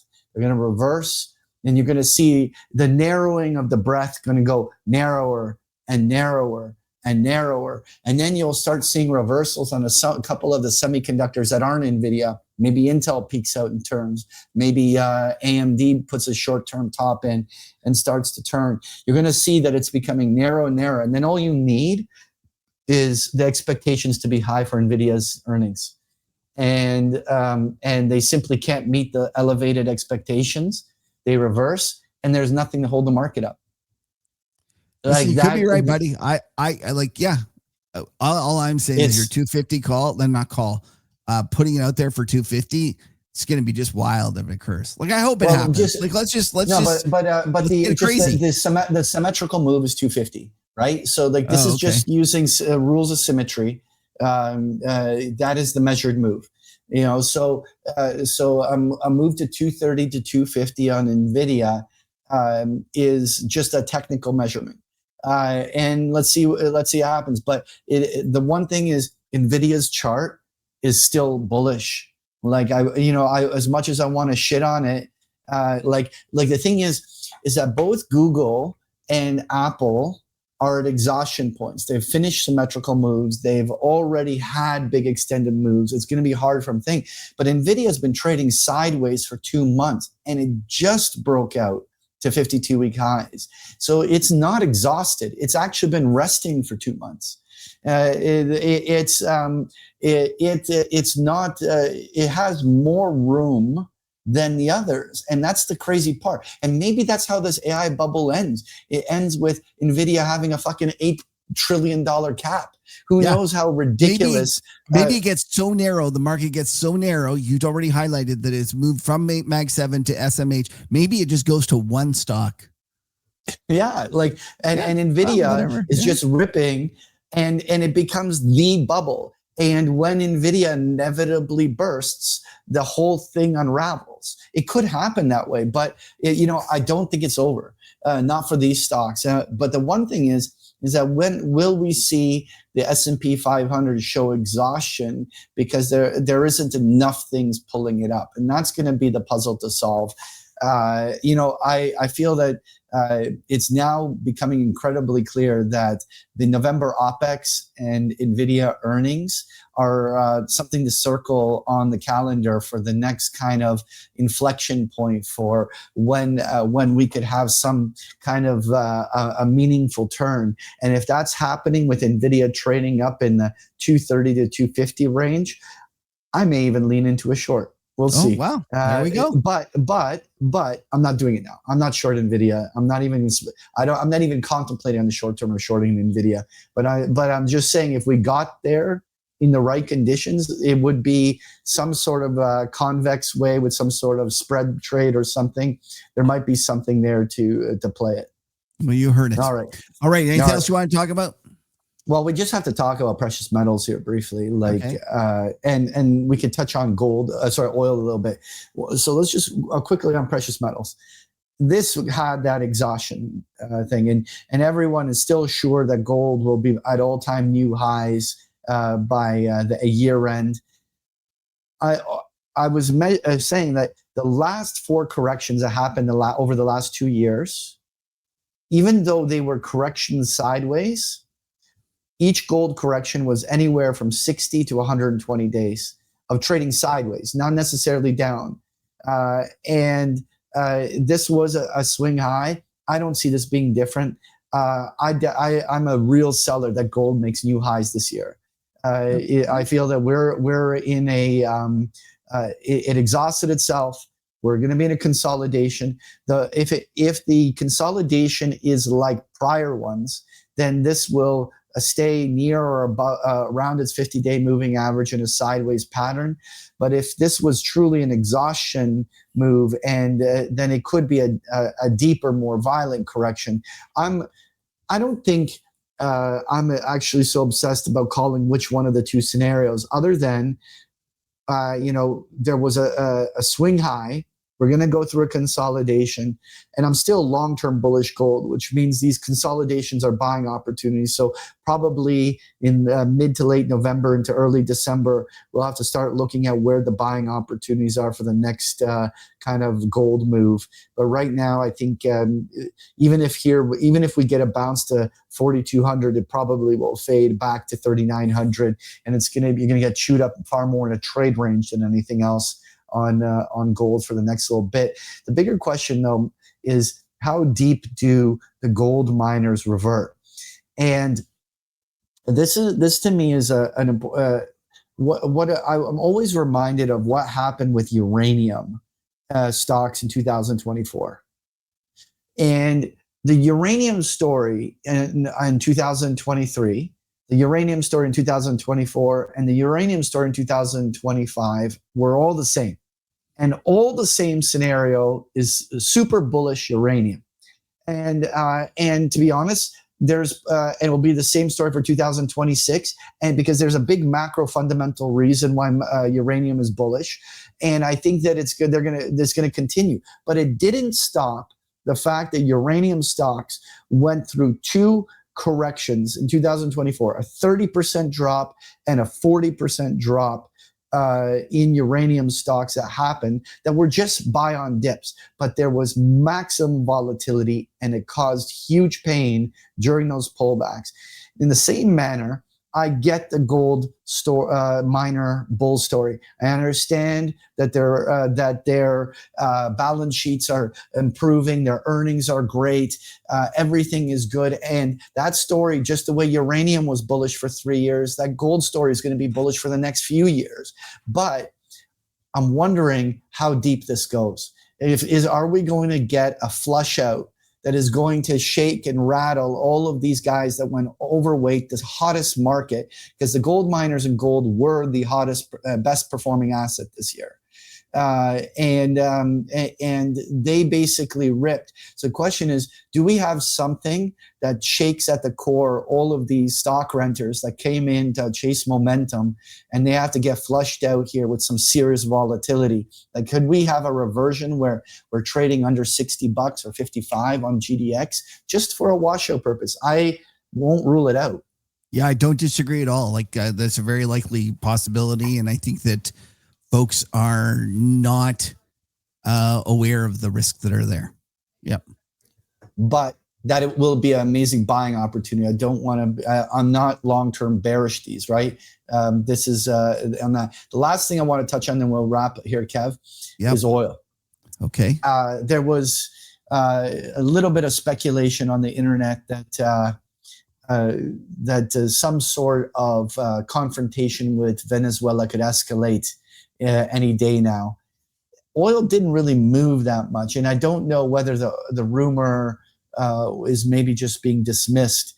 But I wanted to just ask you if you had an opinion, like if there was an escalation with Venezuela on the short term, what kind of an impact do you think that would have on the oil markets? Like, do you think that's something that would squeeze it? I was confused because, one of my subscribers reached out to tell me why he was so bearish oil, because he thought that U.S. was going to go and bomb Venezuela and take it over, and therefore all this supply is going to come on the market. Do you know how long it's going to be before that supply comes on? Like, it's not that easy. Like, it really isn't. And it's not as easy to just go bomb a country and take it all over and stuff like that. I'm just a seller. It's not that, but it's also not that Venezuela hasn't already put that oil on the market. I think the oil that's coming on the market is going to be the Guyana discovery. But that's different. And that's why I'm confused. I don't think that the Venezuelan geopolitical thing is going to affect oil, except in the very, very, very long run. And if you're trading oil based upon, them bombing Venezuela and taking it over, I think that's the wrong narrative. And just the fact that people are willing to, contemplate that as a reason to be short oil is yet another example of why I think that everyone's looking for excuses to short and to be selling oil. To me, it's a reason to be long oil, not short. Like, to me, any confrontation is a disruption to the supply chain. Well, that too. And I don't know, Patrick, I saw that the Brent, contract has the biggest short position it's ever had. I understand that that's kind of a shitty stat, because the reality is that as markets grow, they're always the biggest ever. But there's no doubt that there's a lot of bearishness out there on the energy basis. And I'm with you. I know you've been looking at this on the long side. I'm looking as well. I think that you got to just pick your spots, but I think it's coming. A chance to be long oil, long nat gas, and long these stocks. For me right now, notice how it's trading right at its 50-day moving average and right at the fib retracement zone. So the way I look at this is that this chart is structurally bearish. Lower highs, lower lows, failing at the 50-day moving average. Everything is still in a bear trend. And this is where, for instance, no CTAs are going to get squeezed on their oil trades just yet. You're not seeing short sellers have a reason to cover yet. But we're actually at a fulcrum point almost. Like, if we have oil break above this fib zone and this 50-day moving average, that actually would neutralize the downtrend, and it would almost certainly trigger a bunch of CTAs to start covering. And so there is room, and I remind everyone, because if you recall, on this one podcast me and you do here, we talked about the squeeze back over here before it happened. We talked about how the oil market was ready to be squeezed. Who knows? Like, could we get a deja vu where suddenly all you have is all of these shorts are getting squeezed and they have to cover? If that happens, like, we could have a surprise move to the upside that's driven purely by flows. It doesn't have to have a single fundamental reason behind it, other than a trigger point. No, I get it. Listen, I appreciate you pointing that out, because here I am. I'm sitting here thinking about, there's no rush. I got my time to accumulate a position and things like that. But when you highlight that there's points where this might flip and might get squeezed, I'm like, oh, geez, I better get on that and I better be ready for it. And that's one of the things that I really enjoy about listening to Talking with Charts with Patrick, is that you do highlight these things for me.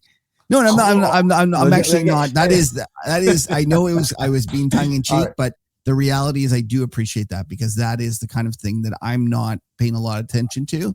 But I suspect that you, with your wisdom of watching these things and knowing when it's going to flip, that is correct. And that those are the things that I appreciate the heads up on. So oil, the bottom line is oil hasn't flipped. And so it's still in a downtrend. It could still stay in a downtrend, but this is like a moment where it's a fine line. And so it's sort of the way the markets a couple of weeks ago were at the edge of a cliff that could have triggered the systematics to sell. In the same way, we're at a very sensitive moment where things could pivot on the flows, and that those are the moments you really want to be watching whether or not this thing turns. All right, remember this. We'll leave you on this one note. You said there's a fine line, and it just reminded me of Spinal Tap, and there's a fine line between clever and stupid. And when we start being clever, when we stop being stupid, you know that it's going to be clever. When it's clever, we'll put it behind a paywall. But right now it's stupid, so we'll give it for free. Okay, is that it? Is that it for talking charts? That's it for everybody. Okay. Thank you everyone for tuning in. Remember, Patrick, where can they find you in your wonderful analysis? bigpicturetrading.com, and I got that YouTube channel up and running at Patrick_Ceresna, where I pump out videos all week long. So come and follow my stuff for sure. And Kev, where can they find you, buddy? Well, and folks, you do have to go follow Patrick on YouTube. He has cut down the cigar smoking, and it's some great stuff on there. By the way, you're never going to live that down. Danny, hop on it, because Danny made me smoke the cigar. Oh, Danny, are you the one that's responsible for that abomination? It's all my fault. I'm so sorry. Yeah, absolutely.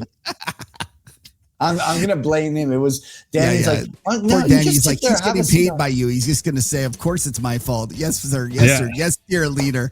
By the way, you are the most wonderful president we've ever had. Listen, you can go check me out at macrotourist.com, and bull market, bear market. We're just having fun, and glad you spent some time with us on this wonderful ride. Now stick around for the after show. All right, Patrick, tell us about your Iron Maiden beer. Oh, it's fantastic. You know what? I'm usually not a stout drinker. Yeah. And, it's just, for some reason, it sounds heavy when I'm thinking stouts. I usually like just like easier drinking, but I super enjoyed this. I'm going to give this an 8.2.